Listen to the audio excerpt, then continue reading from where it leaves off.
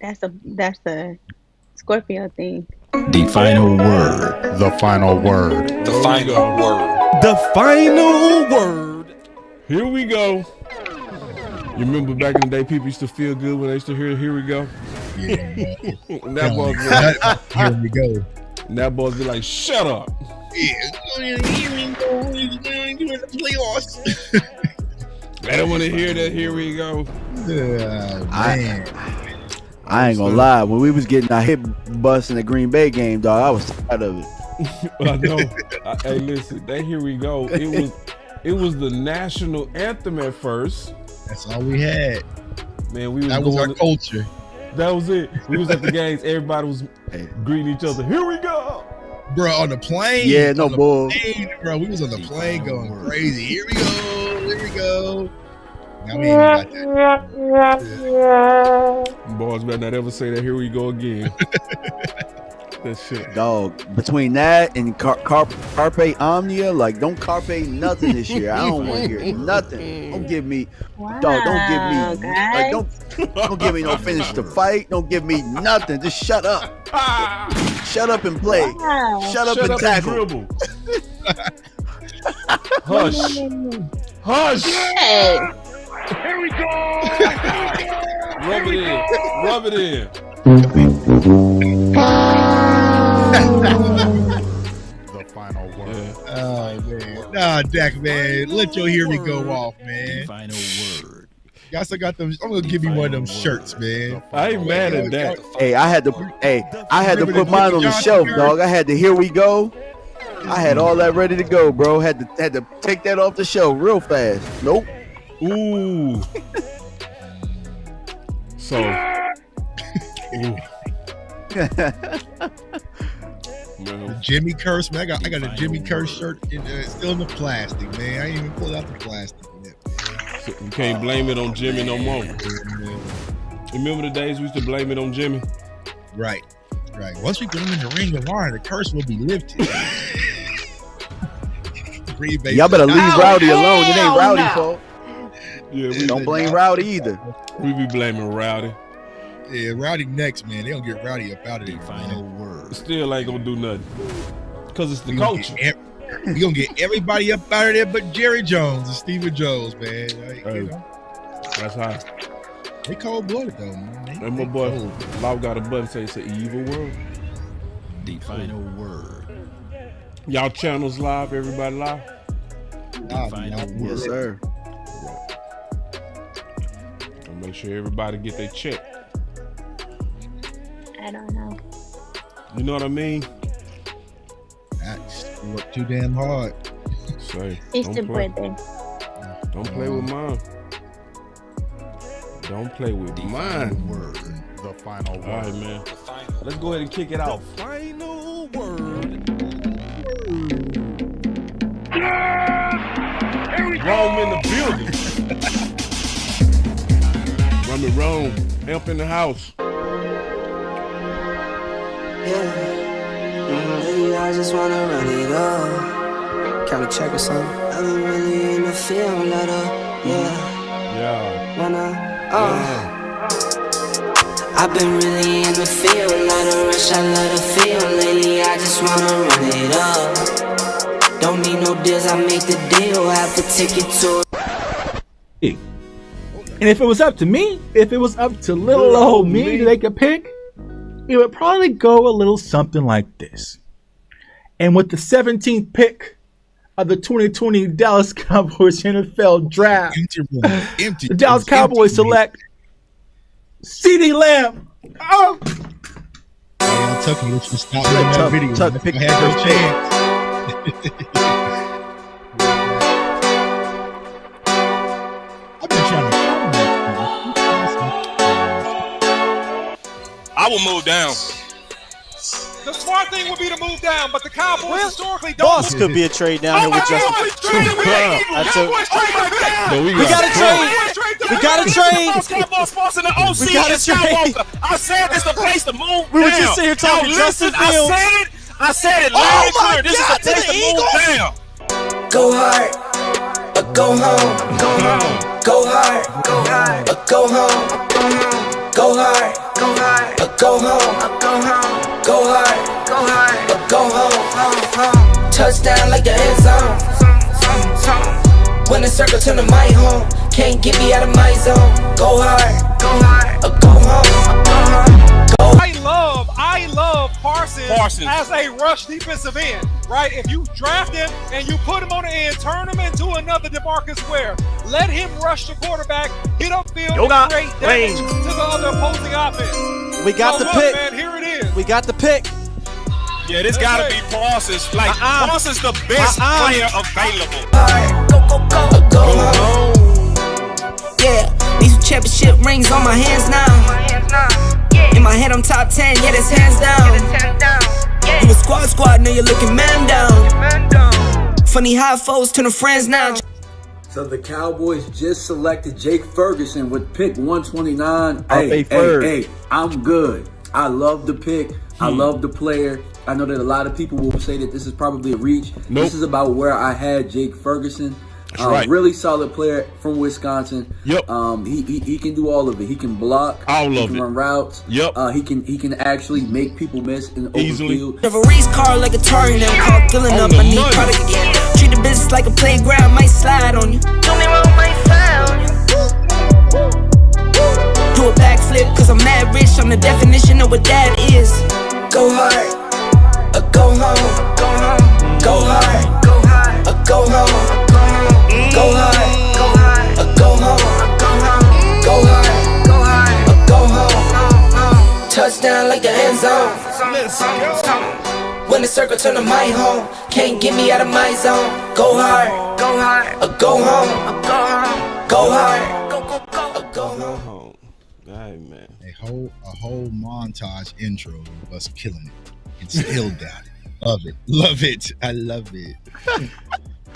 All right, so we got on that thumbnail, we gonna talk about receiver. We gonna talk about it.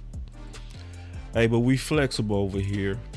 All right, so we gonna also talk about some of this latest stuff, right? Because when stuff happen, I think it's good for all of us to kind of give our commentary on it.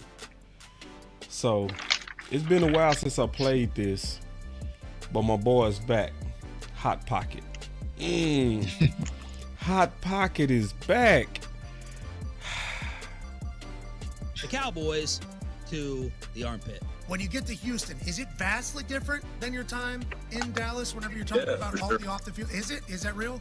That was one of the first things that kind of stuck out to me is like, it feels like much more, I don't want to say college because it's not, but like the focus is just football, you know what I mean? And going back and like telling some people like how kind of being around the Cowboys like practice facility and game day, describing some of the interactions and stuff that you see on a day-to-day basis, like surprised a lot of people. They're like, holy crap, like that actually happens like at a practice facility. And like, it's just, you think it's normal, and then you come to a place like this. Like what? You don't have to out anything, but like, what do you? No, dude, it's just like there's people literally going on tours while you're lifting in the weight room, and they've got like a one-way mirror for people to like look at. Like it's a zoo, dude. People tapping on the glass, like trying to get people's attention as they're doing, power cleans or whatnot. Well, and it's different, and I mean that's the brand that they've built. That's that's what Jerry Jones likes. That's the way that they run things, and there's nothing wrong with that. It's just you don't realize like how many eyeballs and how much that can maybe distract from stuff just in the locker room, being in the facility, until you go somewhere else and you're like, holy crap, like dude, there's none of that. Like this is also a really well run organization in Houston. Oh. All right, Tuck. It seems like it's something on your heart. I mean, honestly, when you hear Dalton Schultz talk about that with Pat McAfee, my question to Cowboys fans is, where is the lie? And what I've been trying to preach to a lot of Cowboys fans, specifically on my channel, and I did my video earlier today, is like, don't be mad at the messenger, right? Because it's easy to dismiss the message when you don't like the messenger. But what is the message that Dalton Schultz is trying to tell and explain? And it wasn't anything malicious, right? It wasn't like he wanted to go out there and attack Cowboys. It's like, he said that he enjoyed his time in Dallas. But what he is talking about is the clear divide of different cultures around the NFL compared to the Dallas Cowboys. And it's not just Dalton Schultz who said this, right? But what he's talking about, and I've said this on Twitter for years, right? When you go on tour at not AT&T Stadium, but at the Star in Frisco, I always tell Cowboys fans, if you're a Cowboys fan, that's the best place to go because you're seeing Cowboys players in their natural habitat, which is kind of like a zoo, right? So you'll see them lifting and working out and working, in the weight room. So I remember one of the first times I went there, it was Sean Lee and LVE. They were doing deadlifts. We were right there in the glass as they walked us past. So I'm literally like standing there and staring at them. And I'm like, damn, can they see me? I was like, I don't think they can see me. And the guy was like, no, it's a one-way mirror. They can't see us. And then the guy next to me started beating on the window and was like, LVE, LVE. And it's just like, what kind of work environment is that? Then the players come out into the cafeteria, they sitting down eating their food. You got players chanting Zeke and, taking pictures and snapping pictures. And like, boss, we play football, DMV play football. Like, we all know, like, the practice field, the locker room, that's your sanctuary. You know what I'm saying? That's your sanctuary where you can let your hair down and be yourselves. But the Dallas Cowboys and Jerry Jones has found a way to exploit it, and by selling tickets, and it creates a different environment with business and a corporate structure is leaking into the football field. And I posted a clip on my Instagram of Cheeto when I interviewed Cheeto Awuzie at the Super Bowl 2021 season. He said the same thing about when he's in Cincinnati, that it's just football there. He doesn't have to worry about all the extra stuff. He can just focus on ball, right? Cheeto said it. I posted a video of DeMarcus Ware saying it. Philip Tanner said it. Dez Bryant said it. Jesse Hollier stated it. Like, so many different Cowboys fans. Cole Beasley, like, the list goes on of Cowboys players. Marcus Spears said it. You know what I'm saying? So many different Cowboys players have come out and spoken about the culture in Dallas is different compared to around the league, right? But for some reason, Cowboys fans, because it's a tough pill to swallow, they dismiss it and say they're bitter, right? Emmitt Smith, bitter. We don't care. What did Dalton Schultz do when he was in Dallas? Like, no, he wasn't. Dalton Schultz just got paid his biggest contract in his career. What does he have to be bitter about? You know what I'm saying? But he was asked a question and he was simply addressing the differences. He said, honestly, he thought that was the norm until he went to Houston and realized that's only in Dallas, right? So I think there's a lot of different things that goes on behind the scenes that Cowboys fans are unaware with, and a lot of people want to dismiss it and move past it. But what I'm trying to explain, y'all, in order for these mock drafts and all these different conversations that we're going to have this offseason to matter, if we don't get to the root of the problem, we are going to stay in the same old cycle and we'll be back frustrated in January. Why not roll up our sleeves and really dig deep and find the root of this problem, which is the culture in the Dallas Cowboys organization? Yeah, man. So, Candy, what's your thoughts? Obviously, with Schultz and Hot Pocket having some things to say. Hot Pocket is hilarious. That's my boy. I agree. Love Hot. I agree with J Tuck 100%. Actually, I was thinking about that earlier today when I was thinking about, going forward, the players that we could possibly acquire, and how it's been an ongoing conversation of, a lot of people saying, oh, well, Dak needs this weapon, the team needs this weapon. And I literally thought earlier, like, well, if we get all of these so-called weapons that we need, is that going to help the Dallas Cowboys? So it's interesting that we're having this conversation because the culture, there does need to be obviously a culture shift in Dallas. Will it happen?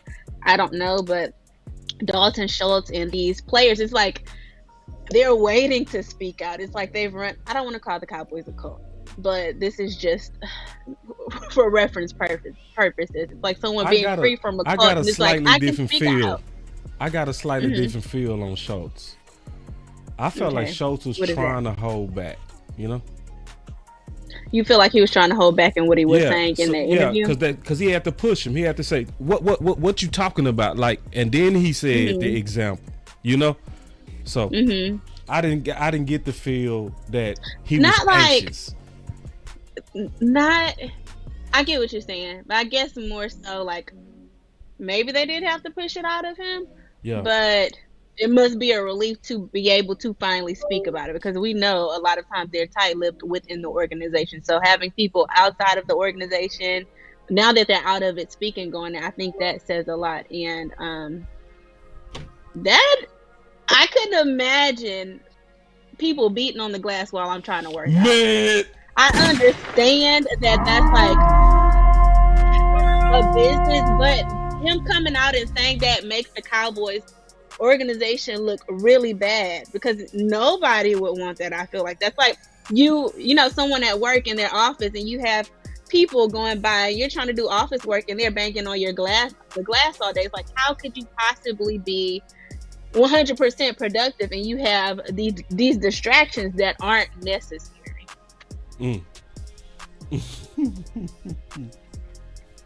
And as a fan, I mean, I'd be like, oh my gosh, this is so cool. But as a player, I probably would absolutely hate it. Of course, the new ones coming into the league, they love the attention. But after a while, it's like, okay, leave me alone.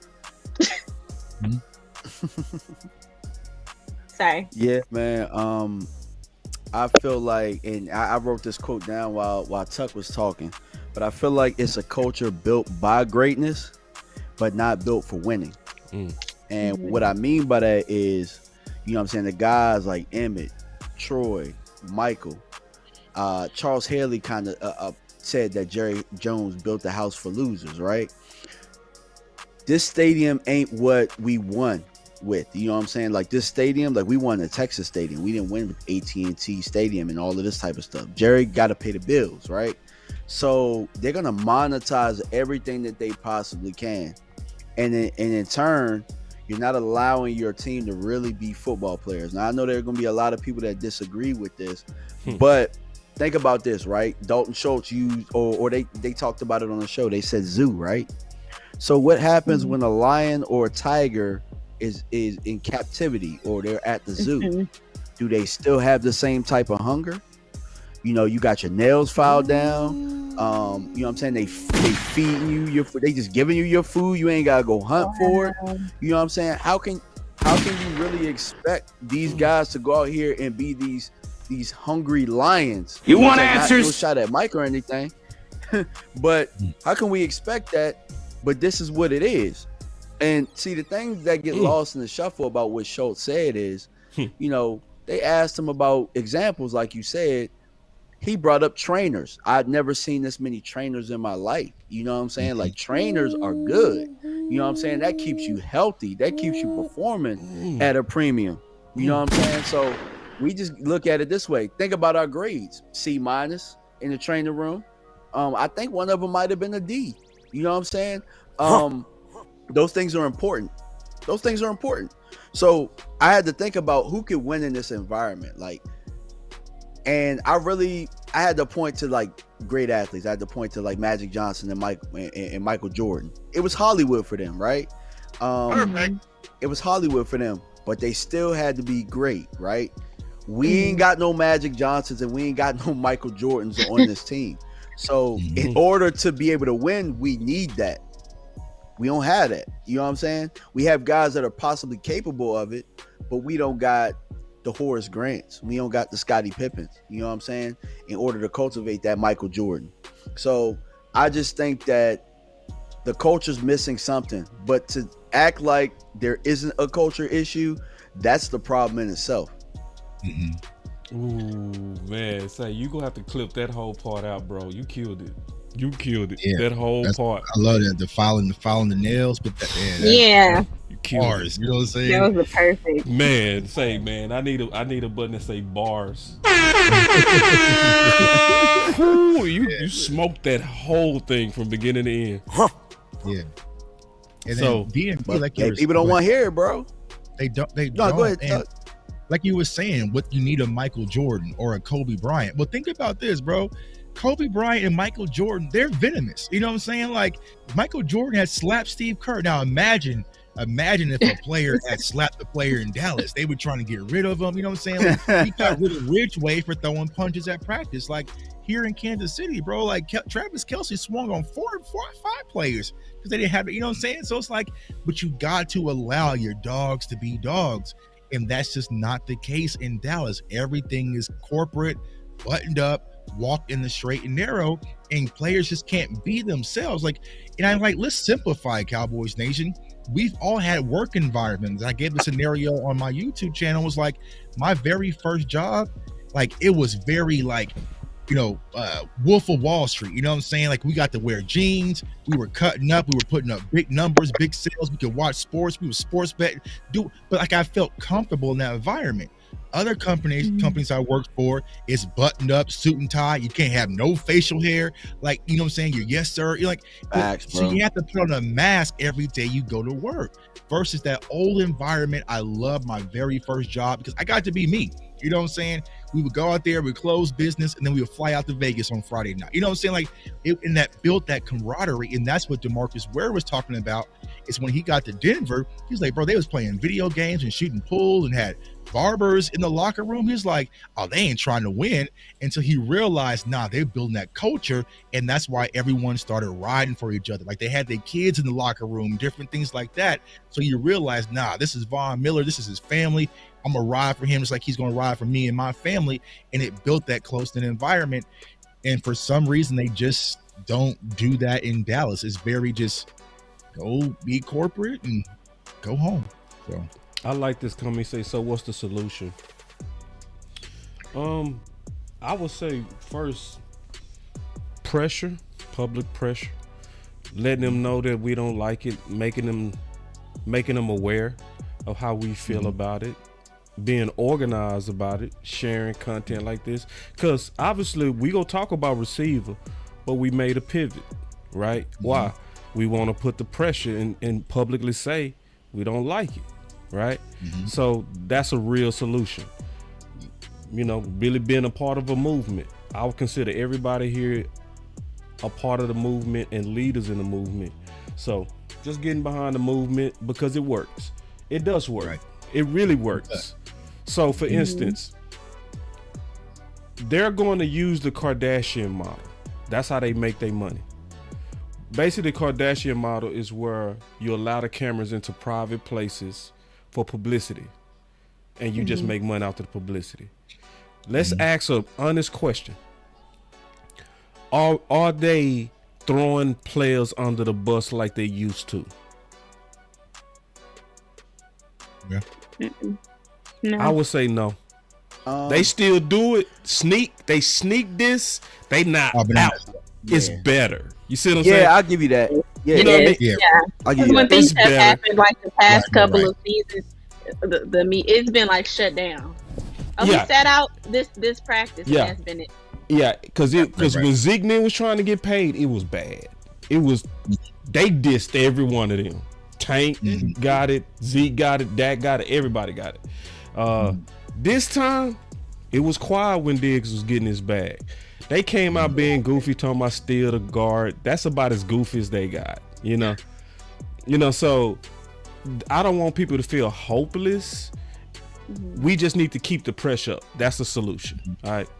I wanted to say this too, to what you were saying, Chuck. I do believe as a Cowboy Nation we get defensive because you know how it is, man. I can talk about my family, but you can't. Right. You know what I mean? You a Texan, you can't talk about my family. No, I really mean this, bro. In everything, I think we need to consider people's track record and their character, especially when they say something you don't agree with. I always look at the person and the character of the person that's saying it, in my opinion. So this is what makes me trust Schultz even more. Schultz got tagged, and we got rid of Amari. Who spoke out against it while getting his money? Schultz. Schultz spoke out against it while employed with the. Y'all remember that? Right. Yeah, y'all remember that? So his character has already been tested and he's already passed that test, right? So how many of y'all would be having a tag but still speak against the people that you waiting to get a check from? Huh? How many of y'all would want a contract and then come out and say, Amari Cooper helped all of us? Yeah. Right. So if you spoke when it was hard, why am I not gonna trust you now? Because you seem like that type of person that just tell the hard truth, you know? Because that's what your track record says. What's your thoughts on that, Tuck? Yeah, and I agree. And like I said, there was no malicious intent in his conversation about the Cowboys, right? But like I said, it's easy to dismiss it because, of course, he has a lot of people blocked on Twitter. So it's able to be like, I don't like him, right? Jake Ferguson's better. I'm like, that ain't got nothing to do with the comments, right? So like, once again, Cowboys fans wanted to ignore the message because of the messenger. And here's what I'll say, right? How do we fix it?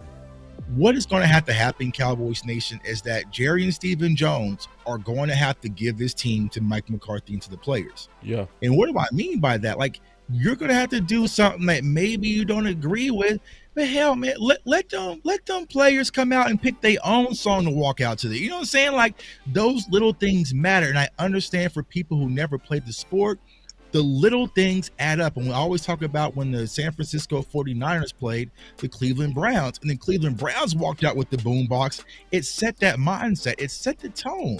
You know what I'm saying? So if these players want to come out the tunnel to NBA Youngboy, they don't need to come out to no country music that nobody knows the words to. Let them come out and own themselves, right? Let them be comfortable. Because you remember, Boss, and DMV and Candy, you remember when Amari Cooper was there, right? And they were playing that trash can game where they were shooting the ball or trash can, and they were doing on Amari's Instagram. They were betting money, right? Yeah. They was having harmless fun, but they was in the element. You know what happened? They shut that down. And why was that? Why did that get shut down? Because you were seeing Cowboys players in their natural habitat. They was cussing, they, you know what I'm saying? They was saying the N-word, they was betting, they was walking around, you know what I'm saying? Like, they didn't like that because it went outside those corporate boundaries. I'm just like, this is football. Let these guys be themselves. Like, you want to be in a place where you can be yourself and be comfortable and not have to walk in those corporate boundaries of the Dallas Cowboys. It's just like, here's the thing. I get it, Jerry. You want to sell this team to your corporate sponsors, and this team is not built for us. It's built for, you know, for them people. But I guarantee you, if this team comes out and they're comfortable and they're winning ball games, people are still going to fill up those stadiums. You don't have to sell a product that's already selling itself. Just let them go and be great and do what they have to do. Travis Kelce, those parties here nonstop in Kansas City. He has the podcast. But when it's time to work, he's comfortable and he's locked and loaded, and he gets to run that team. Him and Patrick are good cop, bad cop. They have full control in that locker room, right? But it's free. There's flexibility in there to kind of maneuver and be yourself. And here next week, y'all, we are coming up. It's everybody's set mind's favorite time of the year. It's free agency, and we're going to sit back and say, well, damn, Dallas could have signed so-and-so for that price. Damn, Dallas could have signed so-and-so for that price. Well, why aren't these players lining up around the block to come to Dallas for that price? It's because, bro, I'd rather go to Baltimore where I can be myself, or Pittsburgh where I can be myself, or Philly where I can be myself and not have to be in this corporate box. There is a lot of football players who just want to go out there, do their job, be themselves, and go home without the corporate BS that a lot of players have to deal with when it comes to being a Dallas Cowboy. And here's the thing, we've said it numerous times, we're trying to find a culture. We don't have a culture, y'all. We really don't. Not as a fan base, not as a team, not as an organization, right? So let Mike McCarthy, he's trying to build it. Give him control, let him build it and see what he can really do. But, you know, it just is what it is. Like, I feel like this is the biggest root of our problems here in Dallas, if we're being honest. We have nothing we can lean on. I gotta play it one more time. It was how he said it's a zoo. It was how he said it. Bro, I swear, it's literally like walking. You literally sit there. It's a big glass fishbowl, and you can sit there and watch the players lift weights. Yeah, and it was how he said. He said, "Man, it's like he felt like it's like he felt shamed for real." Yeah. Listen, hold on. Or like, holy crap! Like that actually happens, like at a practice facility, and like, you know, it's just you think it's normal, and then you come to a place like this. Like what? You don't have to out anything, but like. And see, notice that he being pushed to say it, you know. So he didn't just come out and call us a zoo. He, like what? Like he pushing him. What are you? No, dude, it's just like there's people literally going on tours while you're lifting in the weight room, and they've got like a one-way mirror for people to like look at. Like it's a zoo, dude. It's a zoo, dude. It's a zoo. It's a zoo, dude. He said it like it's a zoo, dude. He really wants to say And it kills me. Now, boss. I'm a zoo. We're animals. No, he meant that. He meant that. It is. So imagine this, y'all. Y'all get done with your workout, right? You play for the Dallas Cowboys. You just get down with your workout. You want to go to your locker because you just got finished with your locker with your workout. But you can't go to your locker. Why? Because J-Tuck's sitting in your locker taking selfies on Instagram. So you have to wait for the tour to get out the locker room before you can go in the locker room. You know what I'm saying? Like, it's stuff like that, bro. So you sitting there waiting almost nice about it. Almost 15, 20 minutes because I'm sitting there taking pictures. Like, yeah, I'm in Schultz's locker. You know what I'm saying? He's sitting out there just waiting. You know what I'm saying? Oh, hell no. You know? So I'm sitting down there taking It's a zoo, pictures. dude. It's a zoo. That needs to be a button, bro. It's a zoo. It's a zoo, dude. I'm a take that. It's a zoo. It's a zoo, dude. Damn. It is. I felt like, oh my God, look at him. There goes a Tyron Smith walking right past me. People tapping on the glass, like trying to get people's attention as they're doing one-way mirror for people to like look at. Like it's a zoo, dude. Well, all right. Man. But you know what? I don't think that portion of it will change. So I'm wondering if Jerry or whoever is over the tours and what goes on there, if they would be willing to maybe just do it one day out of the week or once a month, and the people have to catch those tours. When they working He got out, them bills. He got paid them bills, Candy. He got paid them bills. That Kardashian model is gonna stay. Now, let me ask y'all something. We'll go around the panel. Do y'all think that Mike McCarthy likes that? No. Hell no. That's what I'm saying. But he don't have no control because the culture from up top. Like, listen, all right, you know what I'm saying? We go, and when it's coming from the top, rope. They feel like they ain't got no problem. You know, that's why they keep saying, "No, we ain't got no culture problem, bro. We good." Yeah. You know who else know he? You know who else know he don't like it? The players. That's why he got an A. They voted coaching A. That dude's they voted. Dude. He's probably the only thing we got is an A. Hey y'all, listen. I gotta get y'all ready for something else. I don't think too many people talking about this in the right light. So we gonna talk about it here. This is very important too. I think it went over some people's head. Cowboys are placing the 5th-year option on Michael Parsons as a defensive end, not linebacker. Two people close to the situation said the salary difference is about $2.7 million. And Michael Gilkin is doing the Lord's work again. And basically highlighting that the Dallas Cowboys are using semantics to take almost $3 million out of their star player pocket. Yeah. And let's just go around. Like, this is what I want people to think about.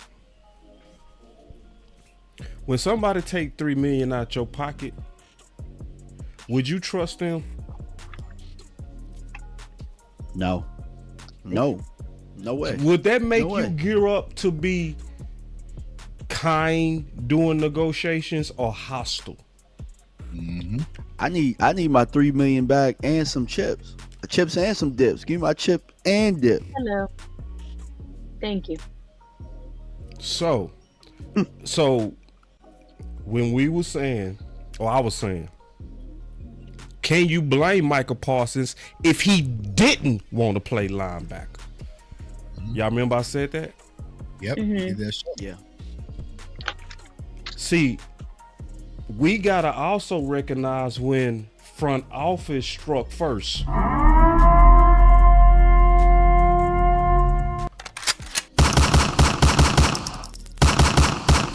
We gotta recognize when it was shots fired at our players, because we like to recognize when they allegedly greedy.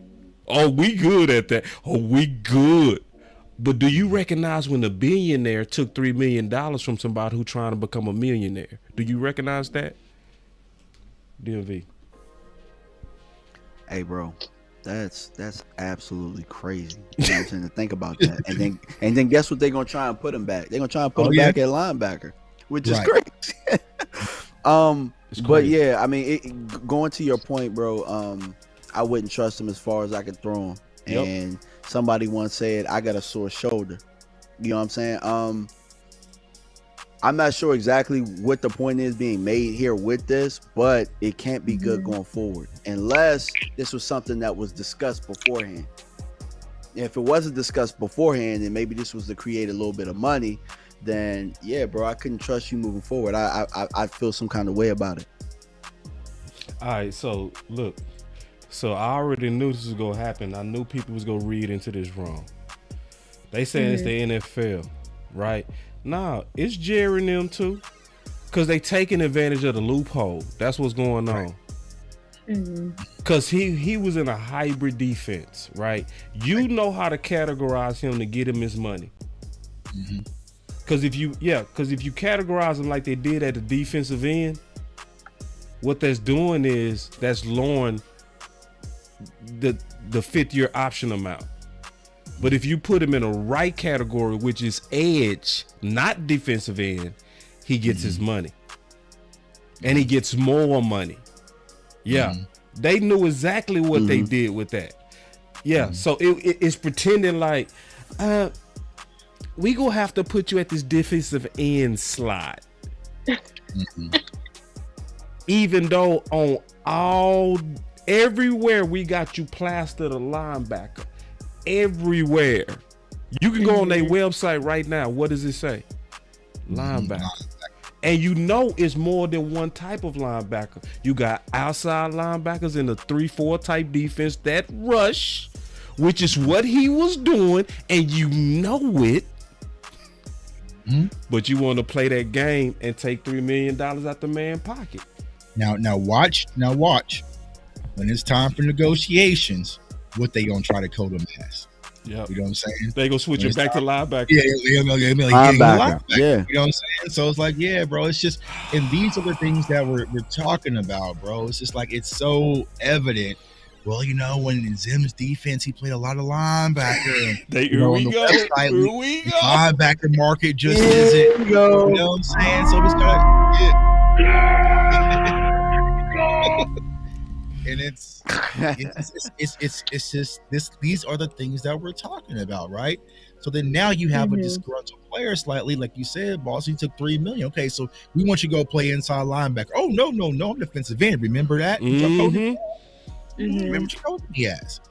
And it's just like it's these little things. And what you have to understand, Cowboys Nation, if I could sit back as a Dallas Cowboys player and see how y'all doing my quarterback dirty, right? What are you gonna do to me? You know what exactly, I'm saying? Like, bro. What are you gonna do for me, the little outside edge rusher? What are you gonna do for me? It's obvious. You gonna do me hella dirty. You gonna do me hella dirty. Quarterback. Yep. You know what I'm saying? So it's just sad, but the Cowboys are all focused on winning the deal, not what's best for the team on the field. So here we go. Hold on tight.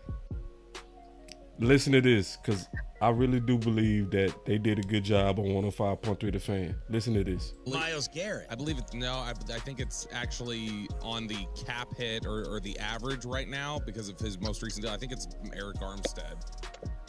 Like, that's the type of guy they're trying to pay him, Mike, right now. This is actually. So Micah is not going to be happy with this designation. No, they just not cheated him. They just basically took $3 billion from next year. It's a very Cowboys move. But they can now go all in. Wow. Eric Armstead. Okay. You trying to make him Eric Armstead in category. Listen to this. Listen to this. If you give the Cowboys or another team a tool like this, they will take advantage of it. Huh? You know, I guess it's a smart thing Huh? until it comes back and burns you. You know? Yeah, I mean, like, I always say to these businesses, man, do you realize the morale increase and boost that you would achieve if you made someone feel justified, made someone feel good about their salary?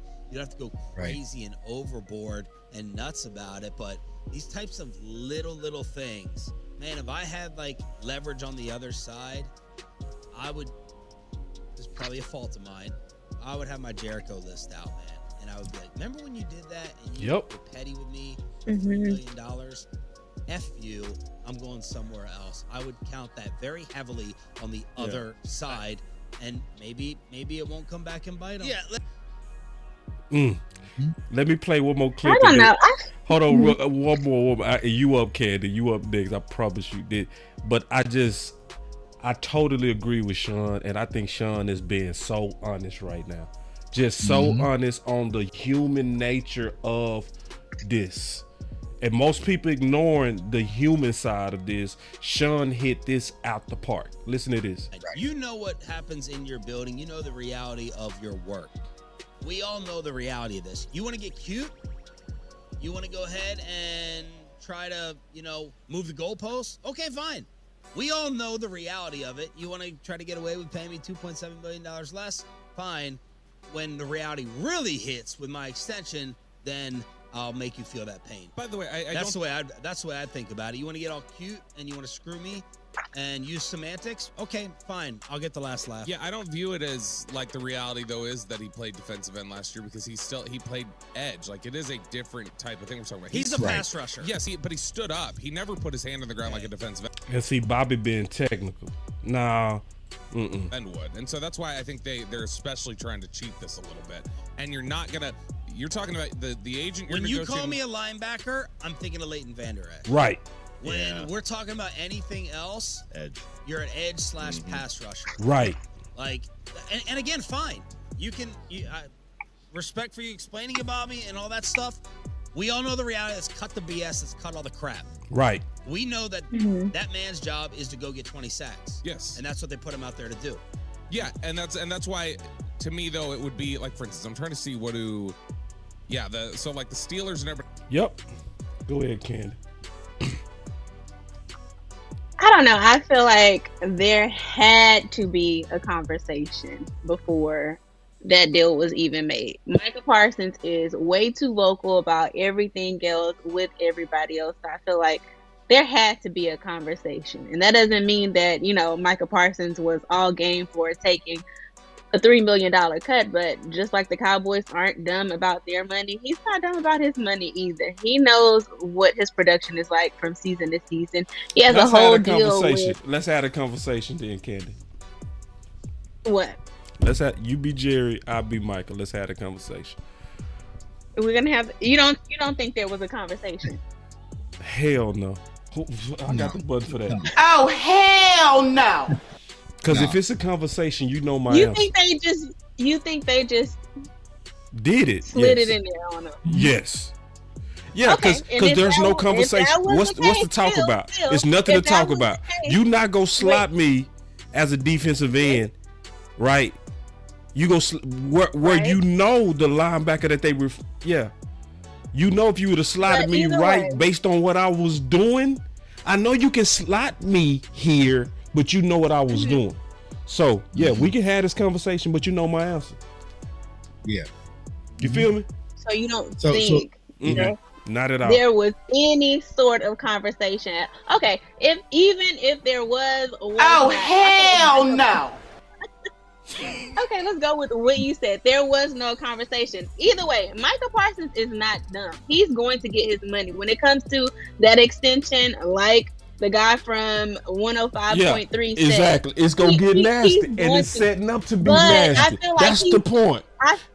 No, that's what I'm saying. I feel like Micah Parsons is like, okay, he knows how to play this. He has, not that his podcast is just a huge deal in this, but that shows me he doesn't care what the Cowboys organization has to say about a couple of things, but especially about him being outspoken about what's right and what the Cowboys need to do moving forward. So I think when it comes time for that contract extension, he's absolutely going to either get his money or he's going to go to another team. Yeah, he gonna hold them over a Because barrel.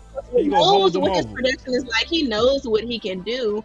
And it's either you're going to pay me when it comes time for it, or I'm going to go to another team. I don't think that he's just gun-ho on the Dallas Cowboys right now. He is. When it comes to it. Because they gonna tag him though. They gonna tag him. Yeah, that's what I was going to They gonna tag the hell out of Michael. Michael's gonna hold out too. They gonna tag him Michael every year. will hold out. Mark my words. But here's what they did. Here's what they did, boss. They already put that into the stratosphere earlier this year, right? Was, you know what I'm saying? With Micah being lazy and different things like that. So when Micah holds out next year for that money, Cowboys need to see he's selfish. He's wanting to be overpaid. He's asking for too much. You know why? Someone has already put that selfish out there. Someone has already put that. And so it's already out there. It's already in motion, bro. They go dust it off. They go run that play. I bet someone $1,000 right now that Micah Parsons will be tagged next offseason. Hey, boss, get your guns ready, man. With you too, bro. And they can't. Hey, boss, get your guns ready. Okay, I'm ready. Go ahead, Candy. I'm sorry. Go ahead, Candy. No, go ahead. I was just gonna say really quickly. They can say Cowboys Nation can say Micah Parsons is lazy this and lazy that, but you go and look at his production and how well he's still playing. You can't match that with the words Micah Parsons is gonna do anything for us. Get rid of him. Go ahead. He gonna sit out. I'm certain. Hey, boss, you got your guns ready? You got it ready? What? And guess what they're gonna tag him as? They're gonna tag him as a linebacker.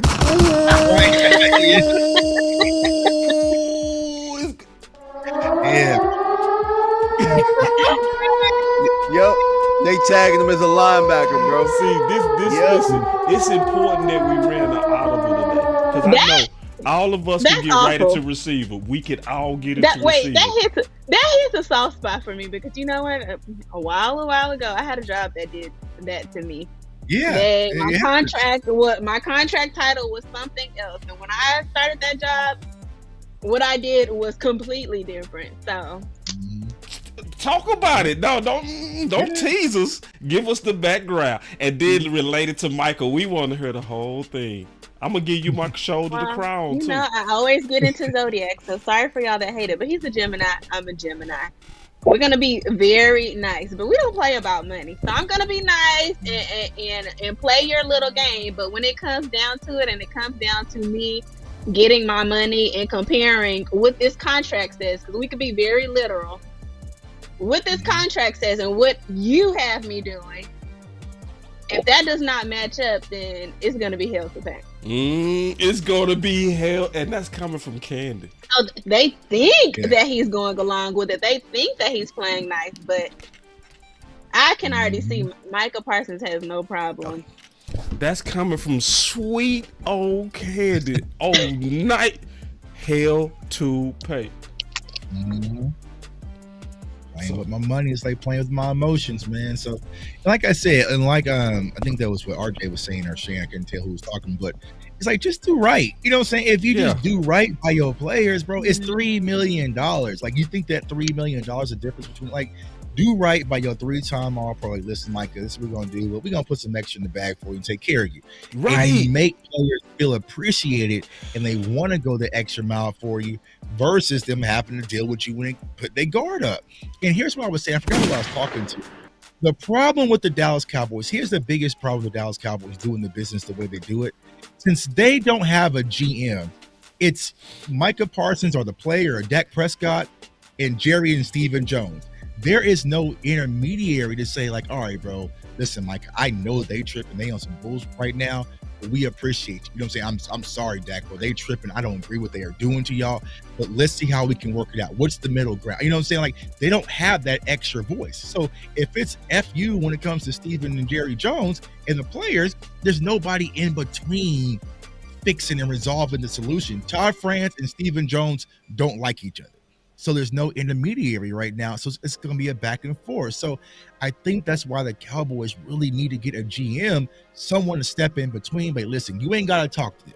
You know what I'm saying? You ain't got to deal with them. You gonna deal with me. This is the numbers that they're pressing for, but how can we make this work for both sides? For both, you know what I'm saying? So that's the biggest problem. So now you have your owner playing with your money. Well, do you want to really risk it and put it all in line for your owner? Hell no. You know what I'm saying? It's only you one stole way. $3 million out of kids' mouth. It's only one way I can see it working. Only one. And then also, let me just show y'all something real quick. This article is from Michael Gilkin. It is a paywall, so you have to pay for this. I pay $2 a month. But see, Michael Gilkin, man, I'm telling you, he worth the $2. Trust me on that. Like, it's not too many of them that got the courage to really go show the flaws of front office. And Michael Gilkin has been on a tear lately. And so he's also very accurate, so he's not going to give you that wee-woo. He said, as mandated under the collective bargaining agreement, his option comes at the position that more closely coincides with the 3-time Pro Bowler's on-field usage, right? So technically they slotted him based on the usage, but it's technical. It's basically like they could work with him and basically like, so he's being very accurate on that though. Okay. So, but this is the thing. Parsons' ages could dispute it. He could, you know, but it could cause even more problems if that happened as well. The big thing is this. The only way that I could see it working out with you taking $3 million out of my pocket is you gonna have to give me some franchises on the side. And that's where Candy might be right. That's the only way she might be right, is where they was like, hey man, based on the technicality, we gotta slot you like this, but we gonna make up for it this way. You know what I'm saying? It gotta be a this way somewhere, in my opinion. So that's what they do. That $3 million can go to $3 million can go to a player.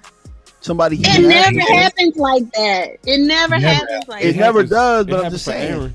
It happened for Aaron. And they trick. That's where the no. It happened for Aaron. I Cowboys like DMV what he's saying. I think we need to say it more. No, I agree 100%. But it never happens for us. I know like it hasn't that. happened in the past. Play money and we're like, oh, good, they're gonna use it to acquire this player. We're gonna be set, and it never happens. But see, I think some things never happen because we never asked. I mean that too. It was so many things that I got. Man, negotiating because I asked for it and other people didn't. You know, people just thought they was gonna slide it to you. Aaron basically got that at the Jets. So if I'm Dak, and that's an idea that we should put out there. If I'm Dak, I'm like, yeah, I'll be team friendly, but I'm gonna make the first pick in the draft, and I want this player and this player. Dak's not built like that, bro. Yeah, but we trying to build him. We trying to build him. You know what I mean? You know, because remember he said that in his press conference as he signed his first. He was like, "Yeah, I'm going to be a lot more hands-on when it comes to decision making and team building." And he walked out that building, gave the middle finger, went right back to back. You know what I'm saying? Like he's just. I mean, that's the thing. Like, and I feel like my biggest frustration when it comes to Dak, out of all things, is that he's loyal to a team that isn't loyal to him. Yep. You should speak out. You should say, "No, I want this." Like, "No, this ain't what we're doing." Like, yes, you're more of a made man, Dak. Like, I get it, right? We want to kind of stay the corporate lane, but say, "Nah, bro. Like, you're not getting rid of Amari Cooper. You know what I'm saying? You're not doing this. Like, you know, speak up a little bit. You know." And I don't know, but I think that when he you're right, we got to put it out there. It works in their favor. It works in the Cowboys' favor. It's like, well, you know, we can screw Dak over because he ain't gonna say nothing back. So, you know. But you don't know what you don't know, though. You don't know what you don't know. Like in saying that, like a lot of people's pushback about the Schultz comments were that, you know, and Dak. Like when I talked about Dak defending the culture, people were like coming back at me saying, well, Dak doesn't know any different. You know what I'm saying? To him, this is all he knows. Then you hear Schultz say what he says, and you hear all these other players. Like Dak probably don't know that he can do that. He probably don't feel comfortable doing that because you don't know what you don't know. He ain't been nowhere else. This is how it works for everybody else since he's been in the league. So it's fine with him because this is all he knows. You know what I'm saying? So in order to, you know what I'm saying, get and grow, you got to be uncomfortable. So I'm agreeing with y'all are saying, but I'm also saying that Dak ain't built like that because they didn't shave his nails off real early. Ooh. And then sometimes people can't be built. Like sometimes it take Jay Tuck having a conversation with him. You know what I mean? He can be listening to the video. His brothers could listen to the video and then go talk to Dak. You can be the key that you put in his back, bro. You know what I mean? So and I think it's up to us to say these type of things that other people don't say. You know what I mean? Right. And if we do what we do, there's a chance that sometimes we can create the change. Right. And there's a person that did this that a lot of people can lean to, which was Kobe Bryant. You know what I'm saying? Because Kobe Bryant was very corporate, right? He always said the right thing. He did the right thing. And then something happened late in his career where he was like, nah, F that. You know what I'm saying? He had a whole different with the Mamba. And he was like, nope, go get me Pau Gasol. Nope, this ain't going. I'm not playing with him. You can change. Right. These guys are trash. I don't want them. They saw, you know what I'm saying? So, like, I just want Dak to get to that level. You know what I'm saying? Like, get to that. Like, bro, like you have nothing to lose. You know what I'm saying? Tom Brady will walk in there, nope, go get me Antonio Brown. Right. And actually go get me Gronk too. And actually go get, you know what I'm saying? Like, I just need that from bro, because if not, they gonna sit down there and they gonna do absolutely nothing, and they gonna point everything at your direction that is your fault. So fight back. You know what I'm saying? Fight back. So Yeah, Tuck, you right, bro. And this is something that we've talked about offline where it's hard fighting for him where he won't fight for himself, bro. Right. It really is. You know what I'm saying? Because I've been saying this for over a year now. Go hoodie Dak. You know what I'm saying? In the offices, you talking cold cash trash to these dudes. Like, I need this, I need that. And then you smiling and you talking to the media. You know what I'm saying? Like, that's what a quarterback is. That's what a franchise quarterback is. Yeah. And then look at Regina Green comment. So real. See, this is what lets you know when people have empathy, where they can look at it from somebody else's point of view. Imagine how Tyron Smith felt when they caved and paid Zach Martin. Yeah. And see, I haven't talked about it publicly, but when it comes to Tyron, from what I've heard inside, they kind of just disrespected him. You know what I'm saying? To the point where he wanted to return back. But from what I heard, it's just like, bro, y'all not gonna give me no incentives for what I did last year. You know what I'm saying? Like, y'all not gonna put a little extra in the bag. And you're seeing them cave to Zach Martin, like Regina just said. So Tyron was like, nah, I'm going to take my business elsewhere. So we'll see what happens. But I feel like we're feeling disrespected. You know what I'm saying? It's just like, why? You know, why do we have to disrespect? It's Steven. You know what I'm saying? Our great Steven, like, you know what I'm saying? And it's not Jared. It's Steven and Jerry. No, it's Jerry too, operate. Though.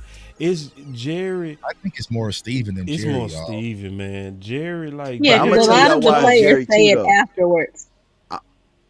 But yeah, Steven handles the negotiations, but it wasn't Steven who said at a damn staff meeting or whatever staff event that he wasn't paying Zach Martin another cent.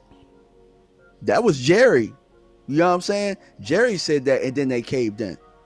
You know what I'm saying? So yeah, but I mean, remember that maybe was more than your words. It was Steven that jacked up Jerry over Dion. Like, the person that's almost crazy about this stuff is Steven. Right. The person that can put on the air of confidence for leverage is Jerry.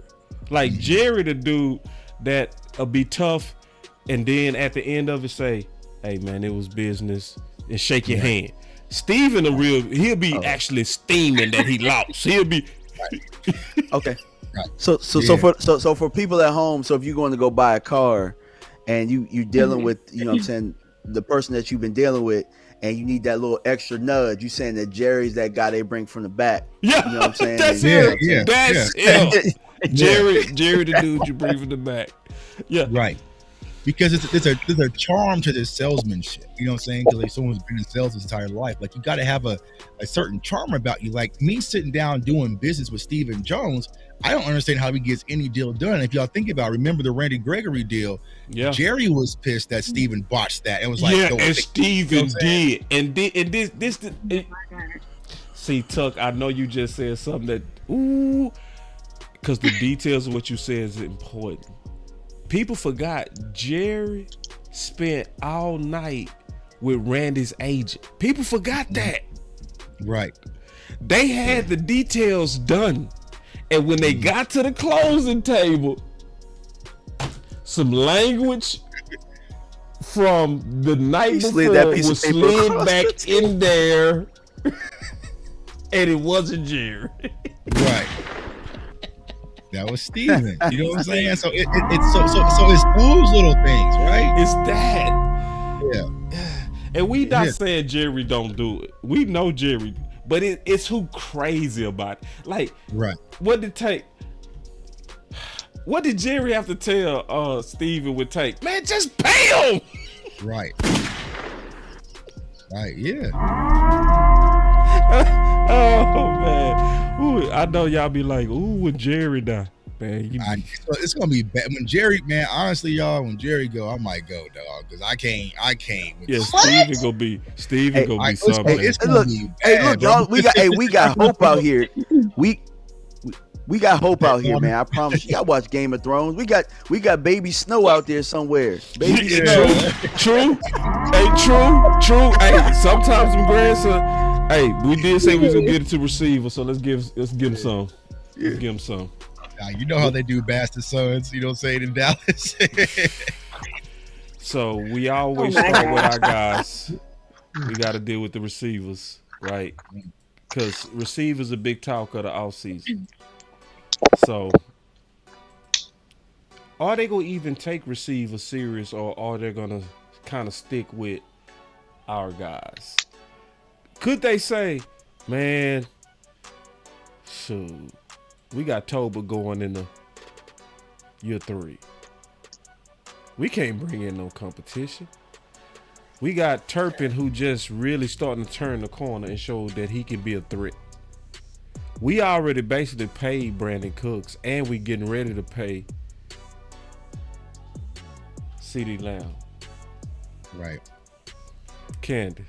So are we go draft a receiver at 24, stick with our guys? We know we ain't looking at no outside free agents, so we'll stick with those two. I hope that we get a receiver to complement CeeDee Lamb, and a big receiver at that. I don't know if we're gonna do it, but I would like it very much. We need weapons for that. We need weapons for that. We need a receiver.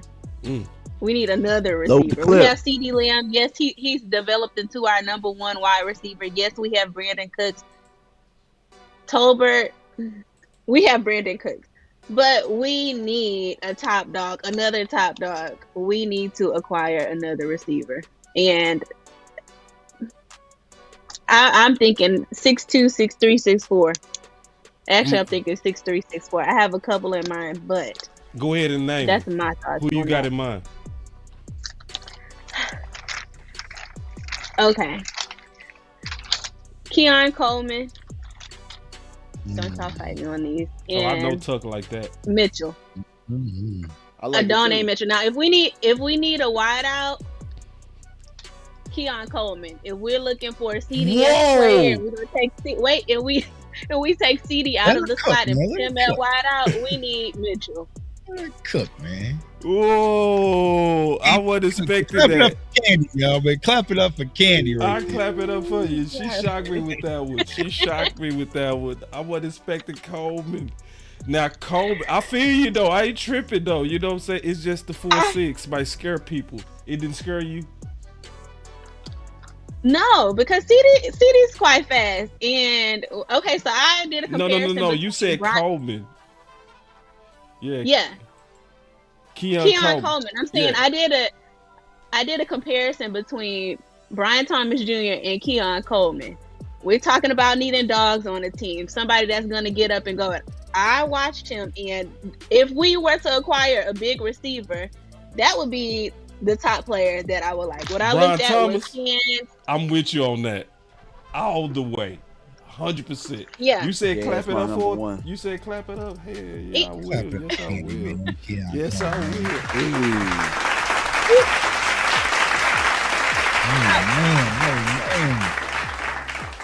Man.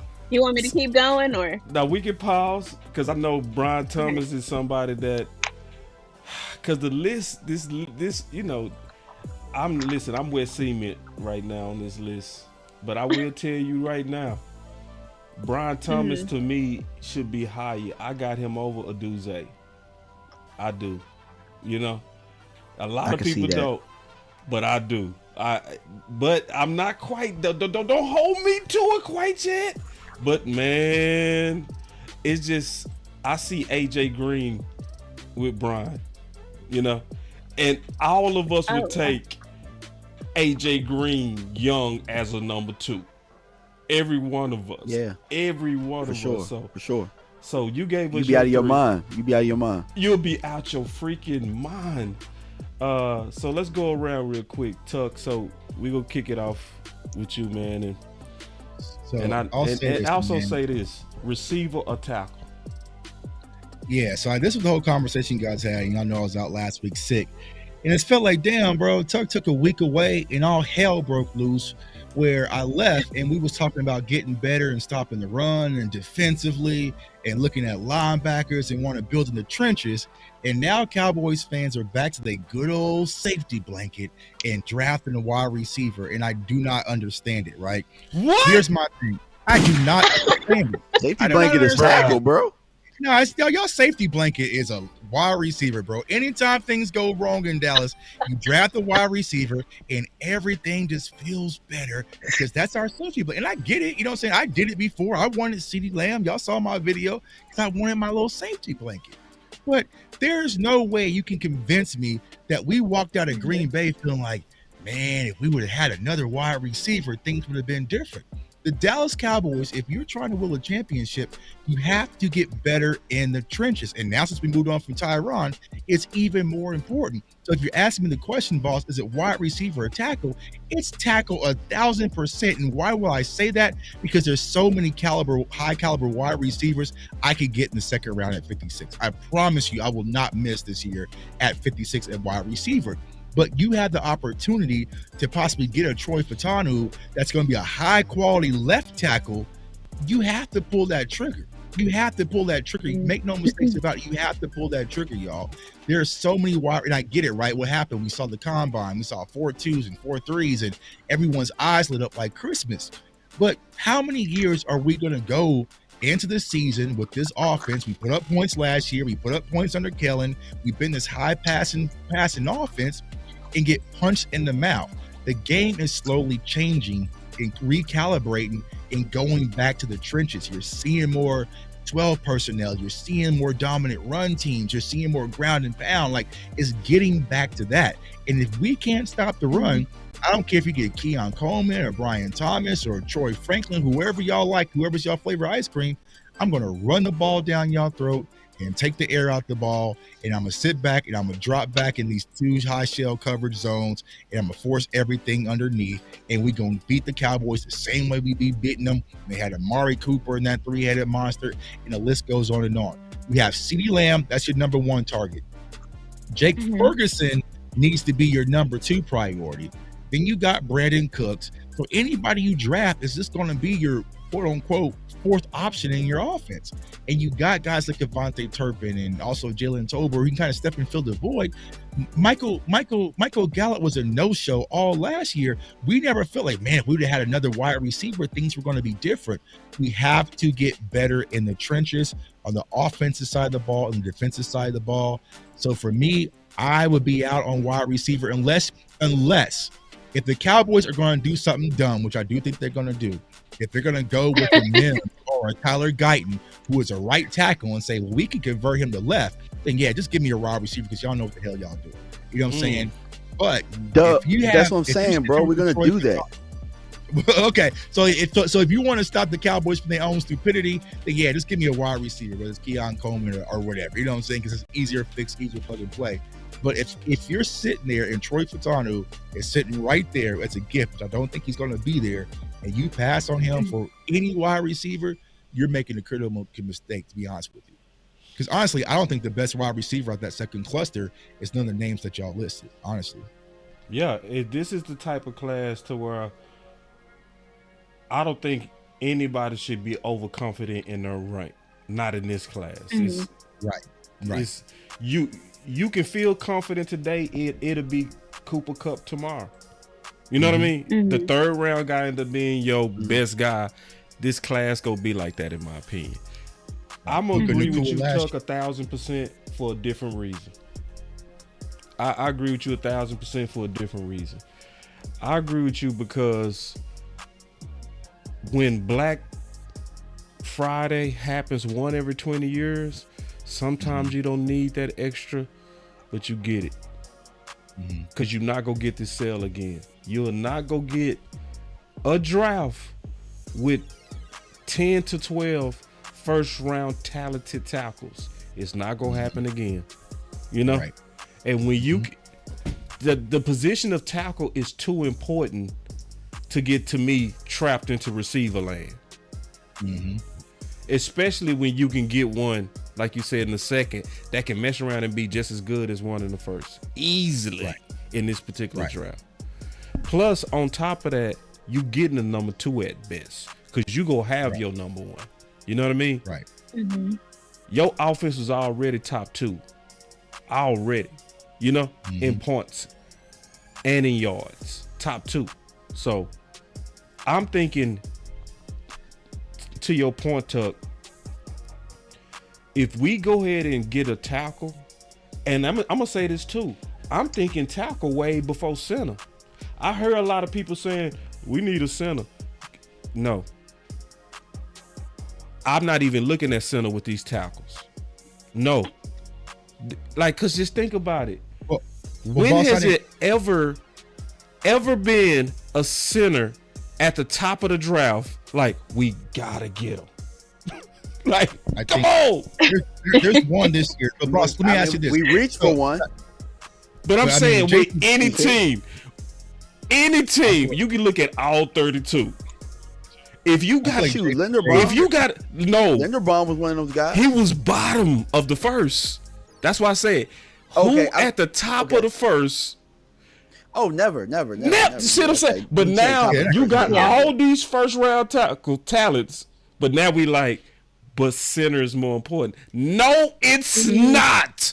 If you can get a tackle that's a first round talented tackle, you 100% of the time pick that over center. Well, boss, let me ask you this. What do you think the plan is with Tyler Smith? Because that changes the conversation. I personally think they're gonna stick him at guard still. Yeah, if that's the, I think they should be flexible. I think they should let the draft come to them this time, right? And if you got a super tackle sitting there, get them and you keep Tyler at guard. If you get wiped out of all your left tackles, then you switch Tyler to left tackle and you go ahead and move up TJ Bass. So you let the draft dictate the position. Yeah, I let the draft dictate where he go play. Well, I'm gonna disagree with both of y'all because I think our safety blanket has been line. I think we have been drafting linemen more than anything, first round linemen. We haven't missed on them. I don't think the problem is your talented lineman. I think the problem is the scheme. It don't matter who we put in here. The scheme is gonna be the problem until they fix that. You know what I'm saying? And as long as I checked, they didn't change the offensive line coach. You know what I'm saying? They did add an offensive analyst from Boston College, from what I understand, and that might help a little bit. But we can get all the tackles until we blue in the face. We can't run when we need to because the scheme is bad. We don't gap scheme enough. We don't mix up that and the zone scheme enough. Now, wide receiver is more so for me just getting a very, very best player. But if we're talking about getting something that would help us stop the run, it's a damn linebacker. You know what I'm saying? It's not a tackle or a wide receiver. You know what I'm saying? With how this draft is going to fall, I don't think linebacker is your best choice right there. And I'm with you on Troy. If Troy is there, yes, you take him. To me, being realistic of the guys who could be there, if it is Troy, yes, that's the only person that's the only tackle that I would take there. Yeah. But wide receiver, it's about maximizing the board and getting the very best. Hold on, Troy is the only one you said what? Take at 24? I forgot DMV don't like Jordan Morgan. I don't like Jordan Morgan at all, bro. I don't like not at all, but if he was a second round pick, yeah, I don't like him as a first round. No, I don't like him. Okay. I made a case yesterday. I'm gonna make it fast today. I made a case that a lot of us are looking at these tackles as is not looking at what they can become in our environment. You see what I'm saying? Because it's almost like Tyler Smith. Everybody that had him ranked fifth was right when they drafted him. But it was what he became because he went into that room and he had Zach Martin and Jason Peters and Tyron Smith and teaching him how to be a pro. So literally within 3 months, his whole body changed. Literally. He went from big old chubby face to slim, trim, ready to play, even left tackle with no reps. So I see tackle to where I would look at guys with the upside, where it would be a reach to another team. It wouldn't be a reach to us. So you said Troy, but I would also be for Graham. Graham is my number one guy, actually, because of his versatility. For people that want center, he played. For people that want guard, he played. For people that want tackle, he played. And we love versatile players because even right now, TJ Paz, versatile. Austin Richards, versatile. Tyler Smith, versatile. We draft versatility. Right now, that would be Graham, to me. And I would bet on this upside. I would be cool with Jordan Morgan because of not, and I agree with you, as is, no. But going into our room, yes. I'm especially for Patrick Paul. Yeah. So let me ask y'all a question. I'm Team Jordan Morgan. I'll ask a question. Box ready. Go ahead. Let me ask y'all a question about these tackles, right? What about them helps us, I guess, like we can talk about it, like how does it help us in the interior run game? Because that's where we struggle. We didn't struggle on the perimeter. Keeping Tyler at left guard. Because it keeps Tyler at left guard. Keeps Tyler in the interior. That's how it helps. So you brought up the point of coming into this room. Tyler came into the room with all of these veterans. We just kicked one of the veterans out. Yep. And we actually kicked two of the veterans out. Yeah. So again, I know Duke is here, but that's not putting them in the best environment to succeed. And again, I think these players are going to be good. I think your younger players have been discipled into the way of the black belt. Still included. You see what I'm saying? Still included. I think the culture is there as long as the guys that was discipled and took it on are there. So Tyler now knows the standard of Zach Martin and Tyron Smith, even though Tyron Smith is now gone. You know what I mean? But they know what the standard is. So I believe Tyler and them go give them new boys the same talks they got. This how you gotta eat. This how you gotta train. This is you know what I mean. This is who you work with. This is how you deal with Duke. I think the infrastructure of massive upside is already there. And I didn't even mention Duke. And plus, they're already ahead of where Tyler was as a prospect. Be honest. Yes, that part.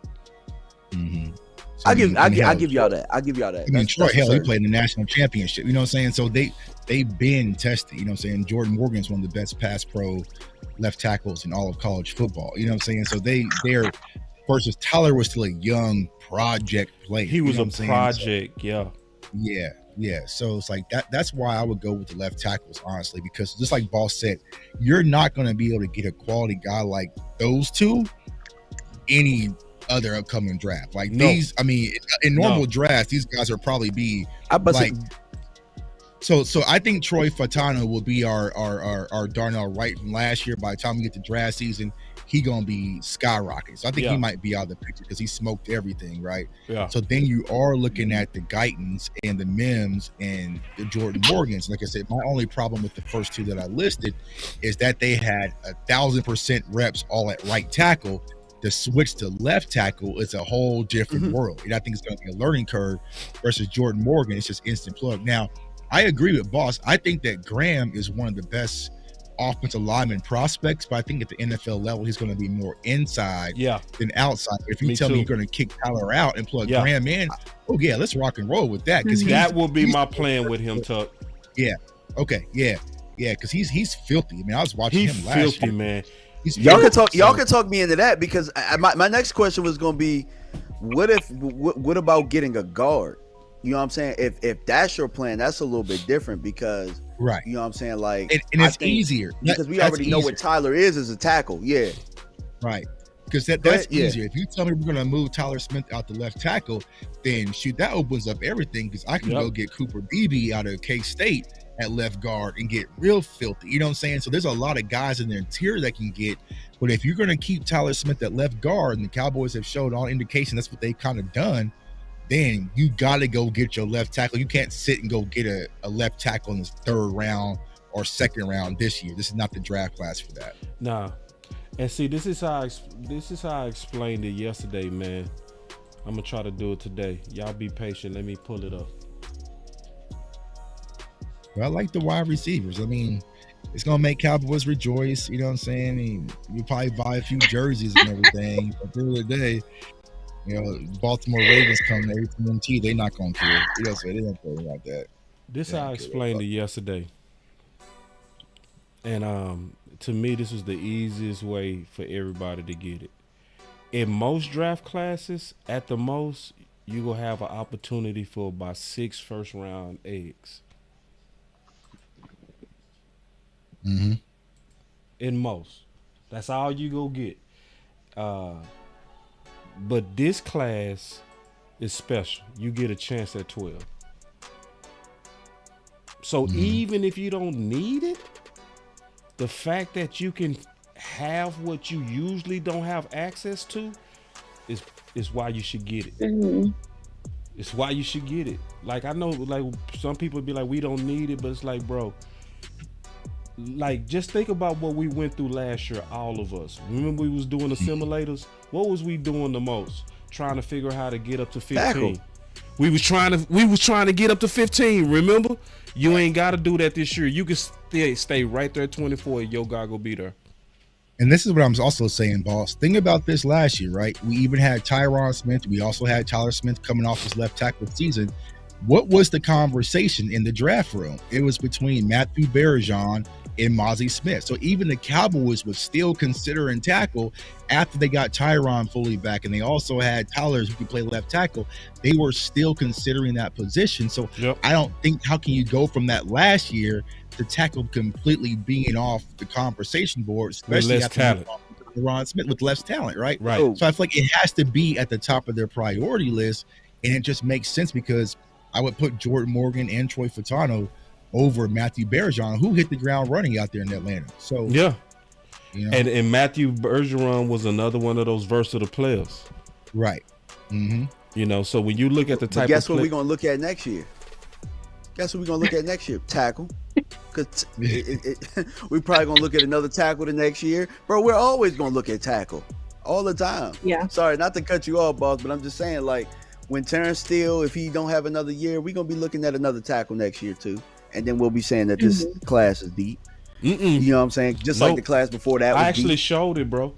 I went to the Boss Cowboy Guide. That's what's different. I went to the Boss Cowboy Guide and I showed how many first round ranked tackles I had. I did it yesterday. I only had about 5-6 eggs. On this one, I got 10 or 12 eggs, bro. And I went back all 4 years. I looked at every one, every year. I can do it right now. I can show you every year. Me and you can count together. You'll say, yeah, it's about 5. Last year it was about 5. The year before it was about 5. This year, but do you think 12 is getting drafted? You think 12 is getting drafted in the first round? And that's why we can sit back. See, to me, you're gonna have the main two, right? You're gonna have alt, and then a lot of them is right tackles. Yeah, and that's gonna push left tackle to us. Right, yep. and then also you got tossing more quarterbacks in this year's class, and tossing more wide receivers. In this year's it's gonna push to us. So that second cluster, you know what I'm saying? Because it's gonna push just off of Mims' athleticism, he'll probably go. You know what I'm saying? And then I think Troy will probably be fourth, round 18-ish. You know what I'm saying? So that second cluster is going to be within reach for the Cowboys to get a real quality guy. And the same thing with wide receiver, but I just feel like there's always going to be premium value over a left tackle than just a wide receiver. Always. It's going to be premium value. As much as y'all know I love my dog Keon Coleman, you know what I'm saying? But it's like I can get Keon Coleman, or I can turn around and get Javon Baker out of UCF, and that's it. You know what I'm saying? It's kind of the same feel. You know what I'm saying? Right. So it's not like I'm going from supreme of the supreme to just falling off. You know what I'm saying? Like there's a lot of wide receivers in this year's class, from Taj Washington, Jacob Koenig to, you know, there's just a lot of guys going to be sitting there day two where you're going to walk off like, man, we got.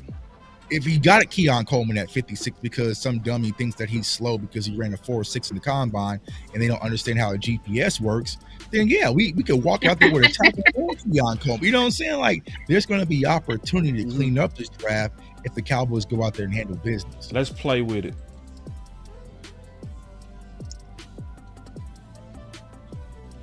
All right, we gonna play with it. I'll be sick if Washington Commanders got Caleb Williams. Yeah. Well, if Joe Alt is the seventh tackle on the board, I'm taking him in. So you got Talise, you got JC Lincoln. So yeah, watch how many tackles about to be sitting right here. And right there. Bam. You got Troy. I'm not trading nothing. Right. No Look trades. at the pick of the litter right Troy. there. So you got Troy left tackle. You have Tyler right. You know what I'm saying? So you got tons let me of click talent. on let me see. I never played with this simulator. Can I look at it by position on this one? I don't know what you didn't click on. Damn. I mean, I already know. Yeah, Troy sitting there, bro. Troy, that dude, bro. I'm trying to look at it by position because I'm trying to see how many tackles available. Yeah, There it is. yeah. There I it feel is. you. OT. Yeah. So you got Furtado, Guyton, Kelsey, Jordan Morgan, and Patrick Paul. Yeah. So you I'm got gonna take Troy right here. Easily. Right. Let's look at the wide receivers. Keon Coleman. Yes. Mitchell. Troy's a better player than all those guys up Kenny. there. Both your guys. This a no-brainer to me. Let's go with tackle first and see what happens. Cool? Yeah, do it. All right. So we picked the Fine. tackle. So now the next test is gonna be what receivers are sitting here. If You also right had now Graham right there too. You know what I'm saying? Yeah. But shoot, honestly, I would consider. I mean, people will be pissed, but I would consider running back at that position before I would consider wide receiver. We have to take a running back day too, bro. We have to. Need a running back desperately. This is going to be interesting. The Eagles. And that's another Dallas is argument up. for another day. But because we don't have a fourth round pick, we got to take a running back on day two. So it's got to be within these next two picks. You know what I'm saying? Look, because then Patrick you Paul missing was out. still there. Right, and Kyron. You got Kyron there. See, I think you got to look linebacker here though. So you could go with Roman. So boom, you got Jalen Pulse, you got shit. Roman Wilson, you This got easy. Xavier Legette. Yeah, so you can go with Xavier. No, but you just looking on offense though. Who's on defense? Yeah, go look at linebacker. You get what I'm saying? Hey. Yeah, that's what I'm saying. I'm taking and see now you Let's no debate. receiver, but I'm taking Edgerrin Cooper. Let's I'm cool with debate this real quick, bro. Because I got some problems. I just want y'all to hear me out. I have a problem drafting linebacker because it's not just about the seed, it's about where that seed being planted. Okay. Well, hit that button, bro, and get Edgerrin Cooper. I mean, I'm trying to understand. But no, I at least want to have this talk, though, bro. We gotta have this talk. We gotta at least talk about it. No, bro, I don't give a damn. I go out there and help Scott McCurley my damn self. Hey, I got some free time, bro. We still got. I mean, Gunther get him right, bro. Gunther get him right. All right, yeah. All right, I'm can't going bring we gotta go with Cooper, bro. That's come on, bro. That's what it is. I love the draft already. I'm already loving But this yeah, draft. those two, I'm good, bro. I'm good with that. Yeah, like I told I'm already feeling Troy, good. hey, Hey, it's all about the player for me. It's not necessarily position. So I want y'all to remember that. Yeah. I'm loving the first two players easily. Yeah, they're gonna be wide receivers because this app is tripping. There's gonna be some wide receivers sitting right there, and also gonna be running back sitting right there too. And bang, go to wide receiver. Ooh, see, I would have been cool with. I know. Go to wide receiver real quick. All right, here we go. See, you got Dwayne Carter right there. I'll hurt my feelings. You could go with Jermaine Burton out of Alabama. You have Jamari Thrash. Jacob County is one of the biggest separation wide receivers in this year's class. Scroll down real quick. Let's see here. I don't. You might be able to get that. Bro. Guys, close. That's all they got. got. We don't got a pick in the next round. This simulator kind of. Okay, cool. Let's say it. So there's receivers right there, like Jermaine. So and people got mad at me on Twitter, but if you want your dog, you got Braylon Allen. That's your big physical running back. You got Jalen Wright. Ooh. It's one of the nastiest running backs in this year's class. Speed. Yeah. You know what I'm saying? What did y'all have? Here's my question. Here's my question, guys. Yeah, I got a question. Mm-hmm. Is Tony on the team or not? Because that matters about how I feel about Jalen Wright. Tony on the team. Tony on the team. Tony's on the team. You gotta go Braylon if you go running back here. If you go Braylon if Tony on the team. Why would I go running back early if Tony's on the team? Because I need a power back with Tony. Yeah. Yeah, he's shown that he needs somebody else. But I'm not. But I feel you, Tuck. I get what you're saying. That's an excellent you don't question. have to get one in the third round if he's on. You know what I'm saying? Like, I think these running and backs. then what the defensive tackles look like right now? You know what I'm saying? Because we talking about stopping the run too. Because he also had Dwayne. You got Dwayne Carter right there, but I know y'all want y'all wide receiver. Yes, I do. So if you want your wide receiver, I would go with Jermaine Burton. Because y'all want y'all dog. Y'all want y'all nasty. That's definitely dog. He is a dog. And by the way, Tuck, can I say something about Jermaine Burton?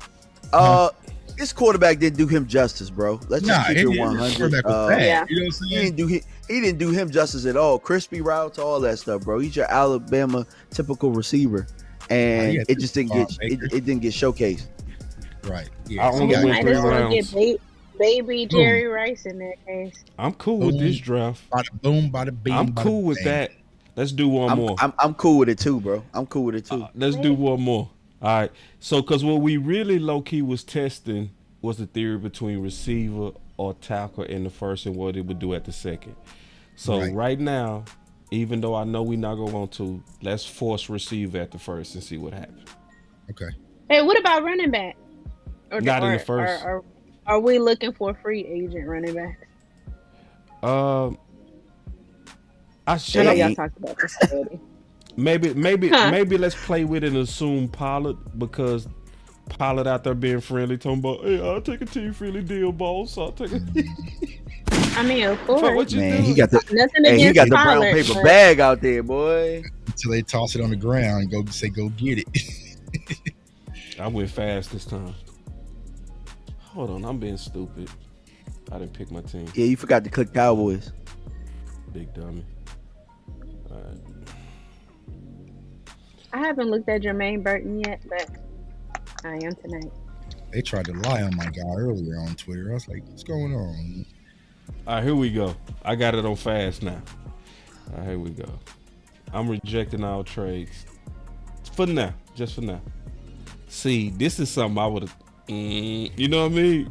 Ooh. Man, I would have took that. I would have took that. Ain't no way. Ain't no way. Yeah. However that fell, I still would have taken Troy, but you said we're going to force receiver, right? I let me see first based on before how I fell. I don't want to force receiver still. Are you not going to be a man of your word and force receiver? Really? Yeah, not with these guys. No. I tried. Oh, hell no. I ain't going to force this one. Nope. But now, if y'all want to force it, we can. Man, nah, I'm like, no. Yeah. No, let's force it because that's what the fans want. They want to force it. Let's force it, bro. You right. So I would here, go Mitchell. If I was gonna get it, I would go Mitchell. Go get receiver, Mitchell. guys. Go get Mitchell, boss, the fastest one. That's where everybody wants the toy. Go get No, I Mitchell. don't want the fastest. No, one. I thought Xavier was the fastest. I'm cool with that too. I'm cool with the it. fastest, biggest one. Yeah. All right, so we got a receiver. Now let's see what it. Let me see what it does to tackle. Now Dak get his back blown out. Your boy Patrick Paul. I don't think he's ready though, but yeah. I would get him in a heartbeat right here. I do like Patrick Paul though. I like Patrick Paul though. I do. You're gonna have to, or you're gonna have There me it out is. there on the blind side. Yeah. I'm liking it. I'm loving this draft so far. Ooh. All right. So now. Look at linebacker. Linebacker and DT. Let's just see. Ooh. And we got to Don't look do at it. running back. All right. Y'all say look at linebacker. All right. Linebacker and DT. Yeah, hey, this app disrespecting Jeremiah Trotter. I mean, I would go with Trotter. Hold on. Did we look at running back? I mean, you got Jonathan Brooks. Yeah. Injury. That's Dallas Cowboys all over it. Yeah, they Wait a get him in minute. the third round there. They would, but it's Trotter. Look at DT. Who at DT? Yeah, McKinley Jackson. That's still the same I guy. think he was a formal visit. Yeah, he was. Jackson was. Dwayne Carter, Tyler Davis, Jordan Jefferson, who I like. I'm thinking Trotter, bro. I mean, you ain't gonna get no linebacker if you don't get Trotter. So yeah, I think Trotter's cool. Let's do one more. That's beautiful. Look at that. That's really not that bad though. Oh, say, listen. That's really not that bad, bro. It ain't the first one though. I'm gonna take No, a it ain't picture. better than the first one. Bruh. Yeah, the first one. DMV, wait a minute But now. if I'm No, ahead. I go with the Go ahead, first. Candy. I'm teasing. Go ahead. Nah, that Yeah, first one. Troy a bad boy. Let's do man. one more. I look, I like Troy a lot. I love Everybody Troy. in the chat saying womp womp. Yeah, Every- I mean, One. yeah, I mean, we cool. You know what I'm saying? We got a toy though. You know what I'm saying? No, I like it. I think we had fun. Here we go. One more. I mean, we don't have. All right, we ain't forcing I get nothing what this time. y'all are We saying ain't about forcing tackle. nothing. No forcing nothing. All right, here we go. All right, hear me out, y'all. Hear me out on this one. With their scheme and how Mike Zimmer and them do, and they have these edges, man. Shit, Chop Robinson might not be bad for what they do. That's just thinking off the top of the head. Yeah, but here's my thing. I'm not drafting for a guy on a 1-year deal, fam. Just saying, like, hell, Zimmer might not make it. You know what I'm saying? So Shit, they all on a 1-year deal. That's what I'm saying. They all gonna get They all cleaned on a out. 1-year deal. I don't care about what Zimmer like. You know what I'm saying? Like, bro, you're not even gonna be No, but you're right though. Offensive. Here's the thing. A tackle is for everybody. You know what I'm saying? So I get what y'all saying with that.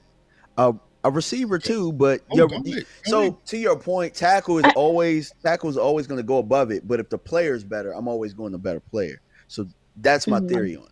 I'd be going Byron Murphy. I feel like he's most direct in the interior, but I already see where Boss is covering. Yeah, you see, yeah. Wait, Byron Murphy's up there? Who do you guys Byron think, Murphy's up who do there? you guys think is Byron ready Murphy's to right jump there, in bro. right now? What the hell is we talking about? Byron Murphy. I know. I go with Byron Murphy, but that's What?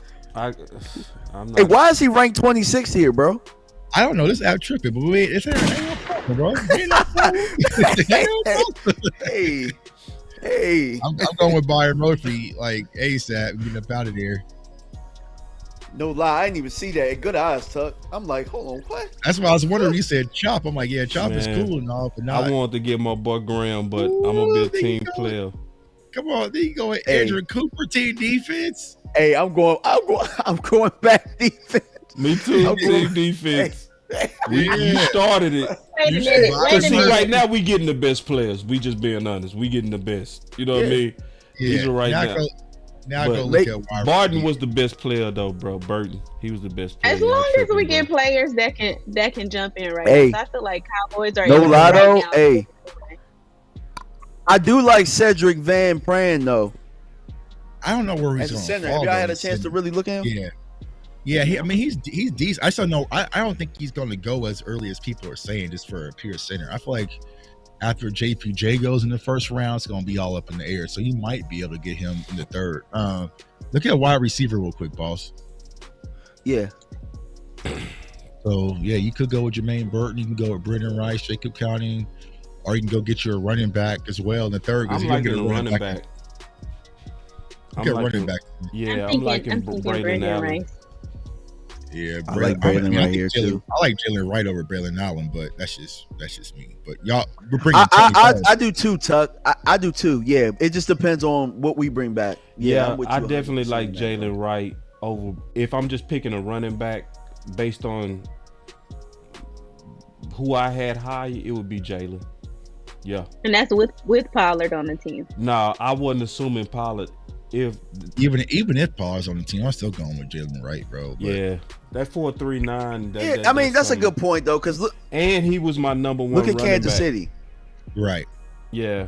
Look at Kansas City. They have a lot of the same type of running backs or body types anyway. Right. You know what I'm saying? And he was the most fundamental to me. He was the most fundamental. Draft is over. I love the draft. That's sick, bro. It's different. It's different. We didn't get bogged down in tackle. We didn't get bogged down in receiver. Cowboy Nation would celebrate this.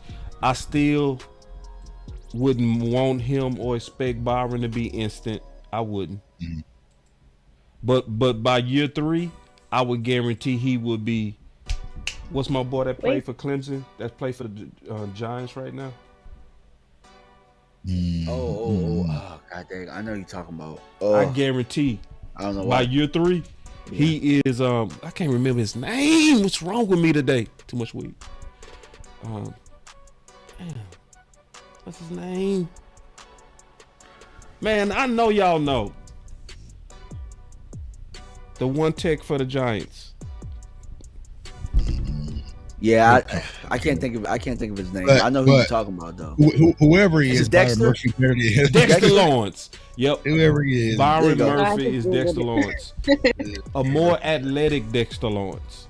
Byron Murphy's off the chain. He won't. Yeah, so by year 3, we'll be celebrating that pick. And Adrian Cooper would be immediate. That would be immediate impact. Jalen Wright would be immediate impact. Immediate. Yeah, immediate impact. Y'all want to do one more, y'all? Okay, well, in that case, no lie. We already smoked last year's class with those 3 picks, man. Yeah, them 3 picks. I gotta do one more, bro. This draft season. I'm sorry, just one more. I'm sorry. As long as they're immediate impacts, because I feel like that's what the Cowboys are going for this season. Since they say they're going all in. Ooh, I would take that in the heartbeat. Don't do it. You know why I would take it? Because we don't have a 4th. Right. You know what I'm saying? That's why I would take it too. I would take that because we don't have a 4th. Yeah.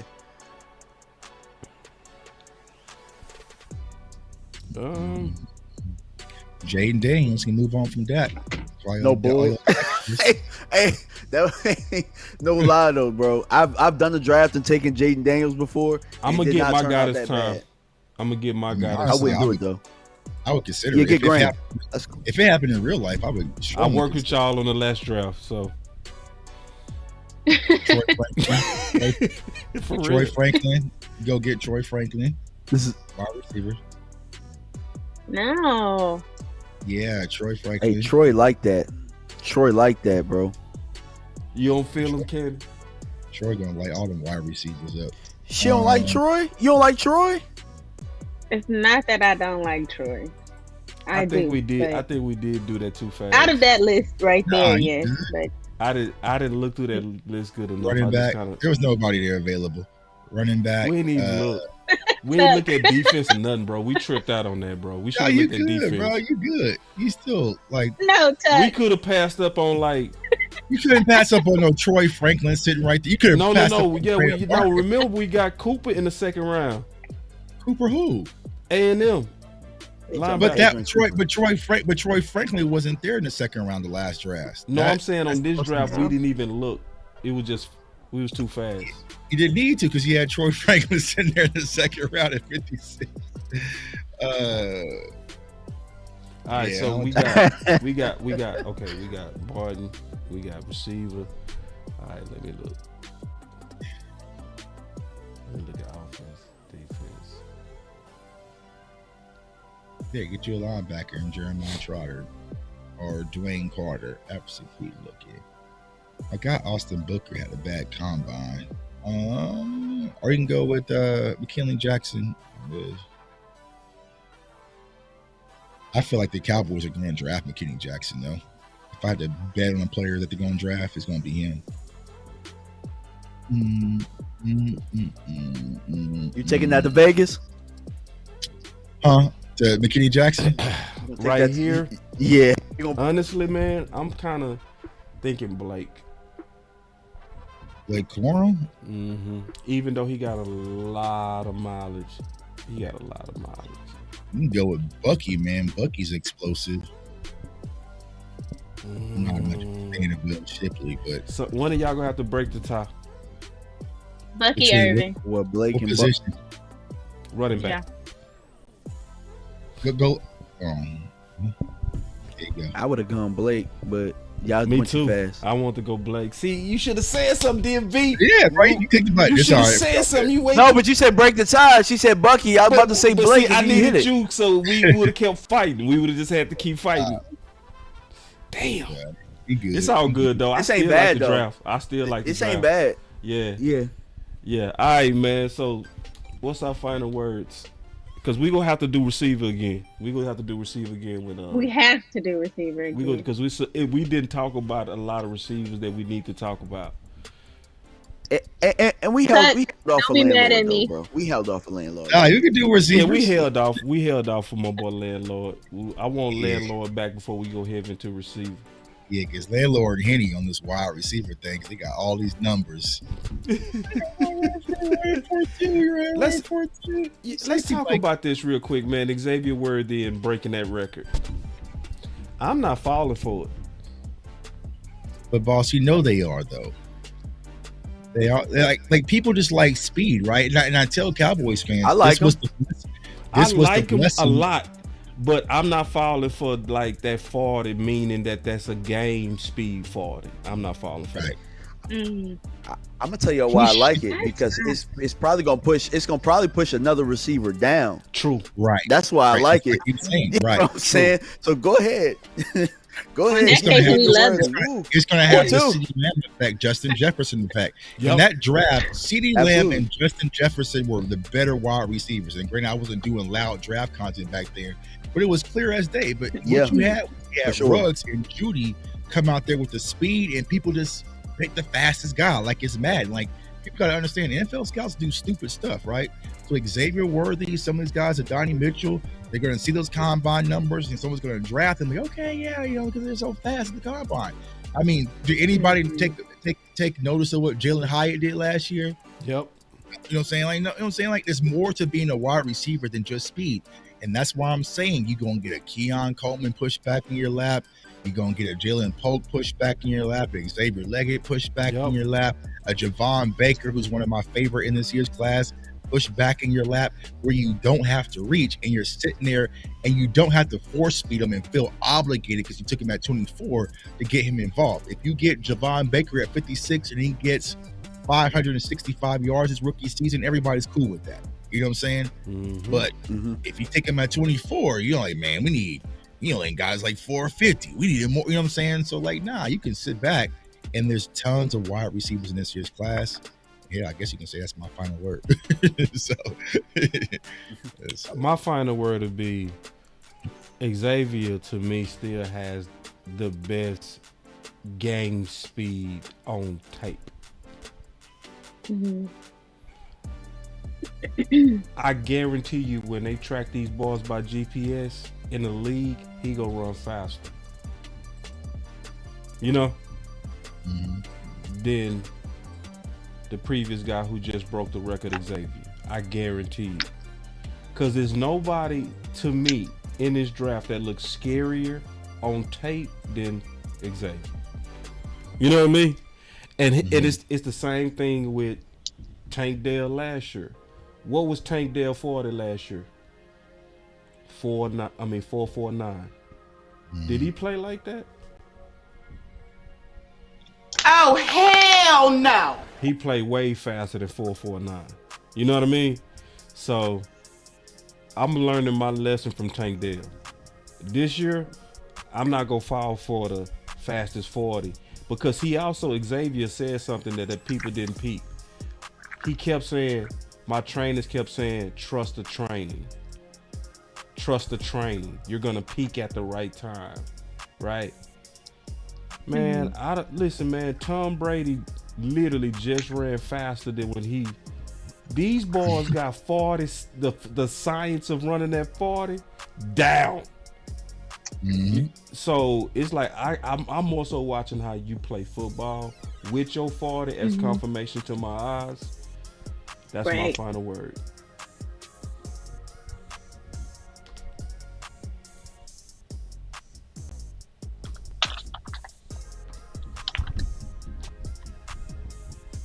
Okay, so for me and the receiver, right? We talked about this. Landlord made a very, very good case last week for me to consider receiver because I wasn't even considering a receiver until we kind of talked about it, right? And so for me, this pick is all about whoever can help us hit the ground running. You guys saw when we did the simulator, when Troy was on the board, I had no problem taking Troy. But you know what I'm saying, when it fell other ways, it's all about getting the best player that helps us hit the ground running at that time. We have a need for X, you know what I'm saying? So if we get into a situation where, you know, the offensive lineman and, you know, we're putting up an offensive lineman and a receiver next to each other, I'm all about getting the very best player that's going to help us right at that moment, and it's going to play day one, no problems, you know what I'm saying? No problems getting them on the field. That's what I'm all about, you know, and that's my final word. Appreciate y'all, and let's not forget about the run game. We got to get this run game right again. That's real. My sentiments exactly.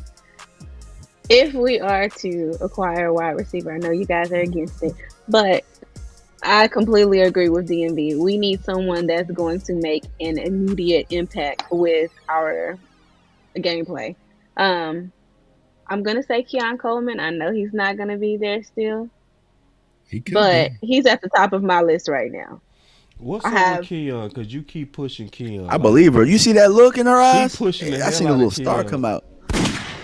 And I like Keon too, but I just want to kind of. That's her cousin. That's her cousin. Because if she'd have said Keon about 20 times, man, like Keon. Bruh. That's her cousin, man. He's just at the top of my list of about 4 or 5 right now. I have y'all's guy Troy on there, but I haven't looked at him as in depth, so I don't want to say Troy. I have Xavier on here, but Keon, the 3 that I looked at was Brian, Keon, and Adonai Mitchell, and Keon just was the perfect one for me. I'm sorry, that sounds silly, but the size, blocking, I get it. No, I agree. I get it. Ability, his release, everything. And I understand the 4.6 speed, but if we have CD out there, CD is fast. We just need that wideout. So if Keon's gonna come in and be that wideout for us, I feel like he could get the job done. I personally feel like I'm crazy. I looked at his Instagram and all that. We have to see who fits into the Cowboy culture, and I feel like he would be a perfect match for the Cowboys organization. I feel like he would come in, gel with the players, and I feel like him and CD could be that dynamic duo. Like, you know, we used to have when we won the Super Bowl in '87. Yeah, we need that dynamic duo again. I feel like we don't have that. Yes, Brandon Cooks and CD had a great season, but we need that Cowboys wide receiver dynamic duo back on the field. And I, for some reason, think Keon and CD would make a great pair. Here's all you got to say, sis. All you got to tell these people, go watch LSU versus Florida State and ask them to tell you who was the best wide receiver on the field that day. Don't say nothing else. And then another thing that's important, Here we go. The new science of GPS skills. I mean science. See, That's an important science that a lot of people take for granted. I know it was your final word. I didn't mean to hijack it. But actually, what Jay Tuck just said too was perfect. He outshined the hell out of Brian in that game. But go ahead, sorry. And neighbors. Now the that GPS technology. Yeah. The ability to measure game speed now. That's people. You gotta. That's an extra data source that we should take serious. Some people not good at testing. Just what it is. They're bad testers. Agreed. That's just what it is. But CJ was. Go ahead. No. Yeah, I was gonna say people are bad testers. It's like you were gonna say CJ Stroud. Like it's just the 40, y'all. Like there's people who run the 40 right. who do not play football. There's a difference. Can you get out them breaks? Like there's a lot when it comes to being a wide receiver. But don't worry, I got something cooked for y'all tomorrow when it comes to Keon Coleman. Because I'm seeing a lot of disrespect. You know what I'm saying? I see Kelvin Benjamin. All right, bro, Kelvin Benjamin. Right? We gonna get surgical tomorrow. I got y'all with this. His vertical. Oh my! We need players that's gonna go up and catch the ball. That was one of the biggest things that stood out to me about Keon Coleman. I kept seeing him jump for that ball. We have players that are scared to go. And let's be honest, he ain't gonna gator on those slants. Always Shots fired. Point with his throws. Dak a couple of times we saw it this year in one of the games. Dak kept kind of overthrowing the receivers. We need somebody that's not going to always need the ball hit on the money, and I feel like Brian Thomas, he's a great route runner, but the balls were just dropping in his hands. Like, okay, you drop it here, I'm gonna catch it, but I didn't see him going up like Keon, jumping up to get the ball where it was at. Even CeeDee Lamb don't attack the balls all the time. Yeah, CeeDee Lamb don't attack the balls. You right, Keon. I'm not gonna lie, man. Keon's a former Michigan State basketball player. Like she made a hell of 5 point. Yup. Yeah. She made a good point about talking about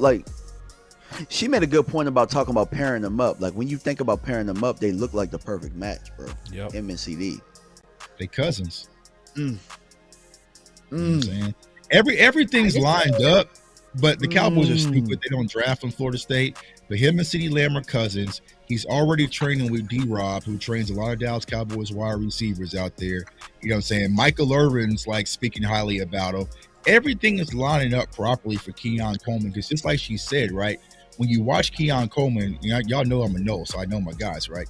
Jordan Travis he never really played his game the way like a lot of quarterbacks do, because he knew if I had one-on-one with Keon Coleman, who's 6'3", or I had Johnny Wilson on the perimeter, who's 6'7", I can just go toss the ball up and have them high point the ball and go get it. So he put the ball in play for a lot of them, the back shoulder throws and a lot of different things for them to go get it. But he can run slants. He can run routes. Like he was a punt returner for Florida State.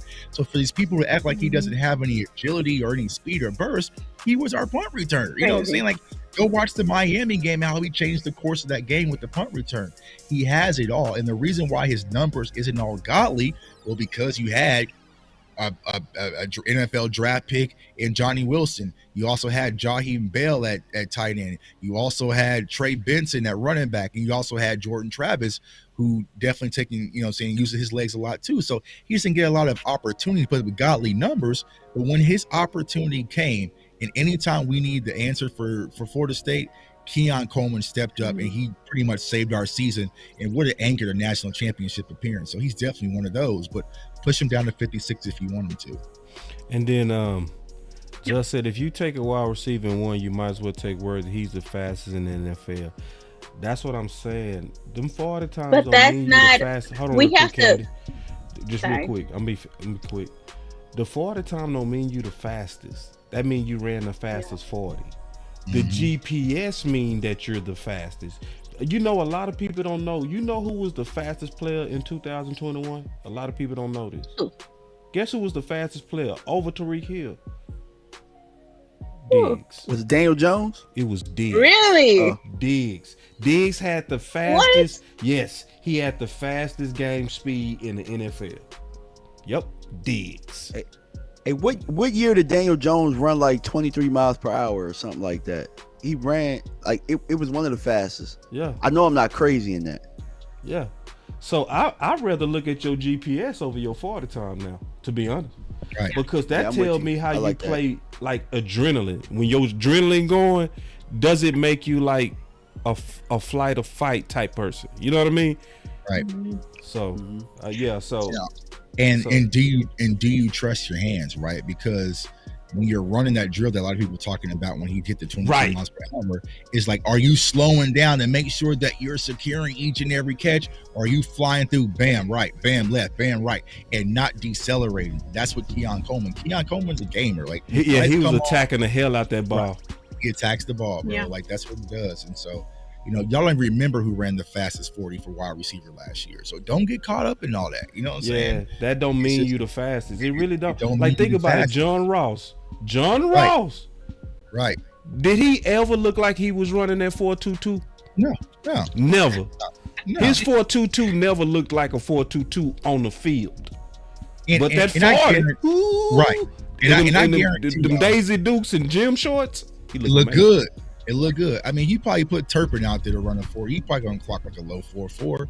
Who cares? Can you play football, bro? You know what I'm saying? There's more to it than just being able to run a fast 40. What good is a fast 40 gonna do you if I can jam you up and press you by your throat out of bounds on Right. the line of scrimmage? You know what I'm saying? So like, Right. it's just there's more to it. What is your release? Can you catch? Can you high point the ball? Like, what can you do after you have the ball in your hands? There's a lot of different things in this straight line speed, but it's all fun. But It's all fun, but we all need to have this discussion, Tuck, because I don't think enough people Right. have it. You know what I mean?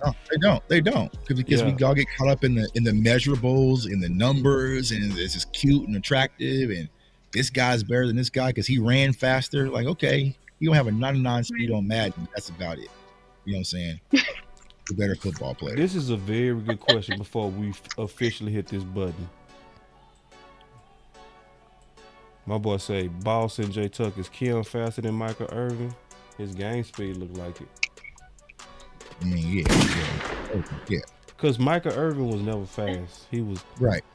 He wasn't fast. Right. But that's why we have the dynamic duos. Michael Irvin, Alvin Harper. It didn't matter because they were there Kevin together. Williams. Yep. T.O., Terry Glenn, Dez, Miles Austin. I went back and looked like at the top duo wide receivers in the NFL, and then the Cowboys top dynamic duos. Because if we're trying to get back to that winning era, that Super Bowl era, then we're gonna have to bring some of that back into play in our offense. I love this Right. comment, So, and then we the out fast- for it. go ahead. He said, plus look at functional speed. And that's something that Tuck and Candy Right. talking about with Coleman. That functional speed. Like, Right. a wide receiver ain't coming out no 3-point stands or track stands. Exactly. So that's why that new thing that they was doing this year was that important. When they was showing them going down the gauntlet, the fastest going down the gauntlet, when it counted, Keon. Right. So to give you clarity, y'all, last year's wide receivers, fastest 40s, Andre Losevis, Antoine Green, A.T. Perry, Bryce Ford Wheaton, Cedric Tillman, and Charlie Jones. They better than Jordan Addison. You know what I'm saying? So yeah, don't get caught up in it. Jalen Brooks, who a lot of people like for the Cowboys, he ran a 4.69. Jalen Brooks. You know what I'm saying? Yeah. So yeah. And you know, I like the 40, but I'm not gonna put everything into the 40. You know what I mean? Right. It's, you know, it's Right. it's something that'll make me go take a second or third look at you though. You know what I mean? Right. To make sure that my eyes not tripping, because occasionally all our eyes can trip. Everybody. It's just that's why sometimes I gotta watch people 2 or 3 times. I hate you the first time, love you the second time. It's just crazy. It work like that sometimes. I think that's because sometimes if we being honest, sometimes you think you alert, you not. Right. You coming on from the kids, you know what I mean? You know. She Rice ran 4.5 last year. Right. You know what I'm saying? Yeah. So somebody just said Jerry Rice ran a 4.6. You can't see that on the field. Jerry Rice always looked like he was 4.4. Always. 4.6 speed. So anyway, man, we go double up this receiver, and we go likely mix it. What we gonna mix receiver with next week? Running back? We ain't did running back. Yeah, yet. Did we do running back? Didn't we do running back? No, we did do haven't running done back. yet. We did. We We started out with linebacker. Let's do running back. Cause see, running back changed for me after the combine. I can see why. I can see why. Yeah, it changed. Yeah. Wow. Yeah, it did. It did. I ain't gonna lie. Oh. I'm with Cement. We're still doing draft prospects, running back prospects. Running back next week. But we go definitely deal with some receiver, but we go also talk running back too. You know. So we go do like we did this week. We doubled up. We talked about tackle, kind of finish up the thoughts on tackle, jumped in the receiver. We gonna do that for running back.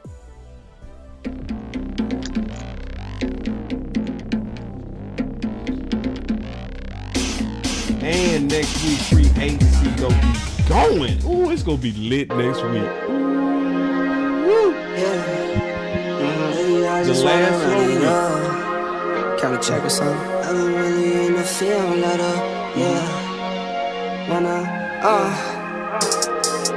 I've been really in the field, lot of rush, I love the feel. Lately, I just wanna run it up. Don't need no deals, I make the deal. Have to take it to. And if it was up to me, if it was up to little old me to make a pick, it would probably go a little something like this.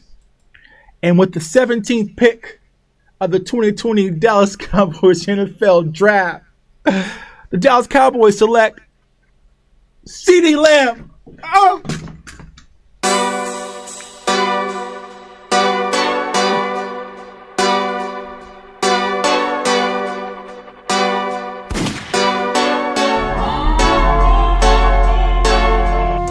I will move down. The smart thing would be to move down, but the Cowboys historically don't. Boss could be a trade down here with Justin. We got to trade. We got to trade. We got to trade. I said this is the place to move. We were just sitting here talking Justin Fields. I said it loud and clear. This is the place to move down. Go hard, or go home. Go home. Go hard, go hard, or go home. Go hard, go hard, or go home. Go home. Go hard, or go home. Touchdown like the end zone. When the circle turn to my home, can't get me out of my zone. Go hard, or go home. Go. I love Parsons as a rush defensive end, right? If you draft him and you put him on the end, turn him into another DeMarcus Ware. Let him rush the quarterback, get upfield, and create damage to the other opposing offense. We got the pick. Man, here it is. We got the pick. Yeah, this gotta be Parsons. Like, Parsons the best player available. Go home. Yeah, these championship rings on my hands now. In my head, I'm top 10, yeah, that's hands down. You a squad, now you're looking man down. Funny how foes turn to friends now. So the Cowboys just selected Jake Ferguson with pick 129. Hey, I'm good. I love the pick. I love the player. I know that a lot of people will say that this is probably a reach. This is about where I had Jake Ferguson. Really solid player from Wisconsin. He can do all of it. He can block. He can run routes. He can actually make people miss in the open field. Have a race car like a Atari now. Call filling up, I need product again. Treat the business like a playground, might slide on you. Don't me wrong, might slide on you. Do a backflip, cause I'm mad rich. I'm the definition of what that is. Go hard, or go home. Go hard, or go home. Go hard, or go home. Go hard, or go home. Touchdown like the end zone. When the circle turn to my home, can't get me out of my zone. Go hard, or go home. Go hard, or go home.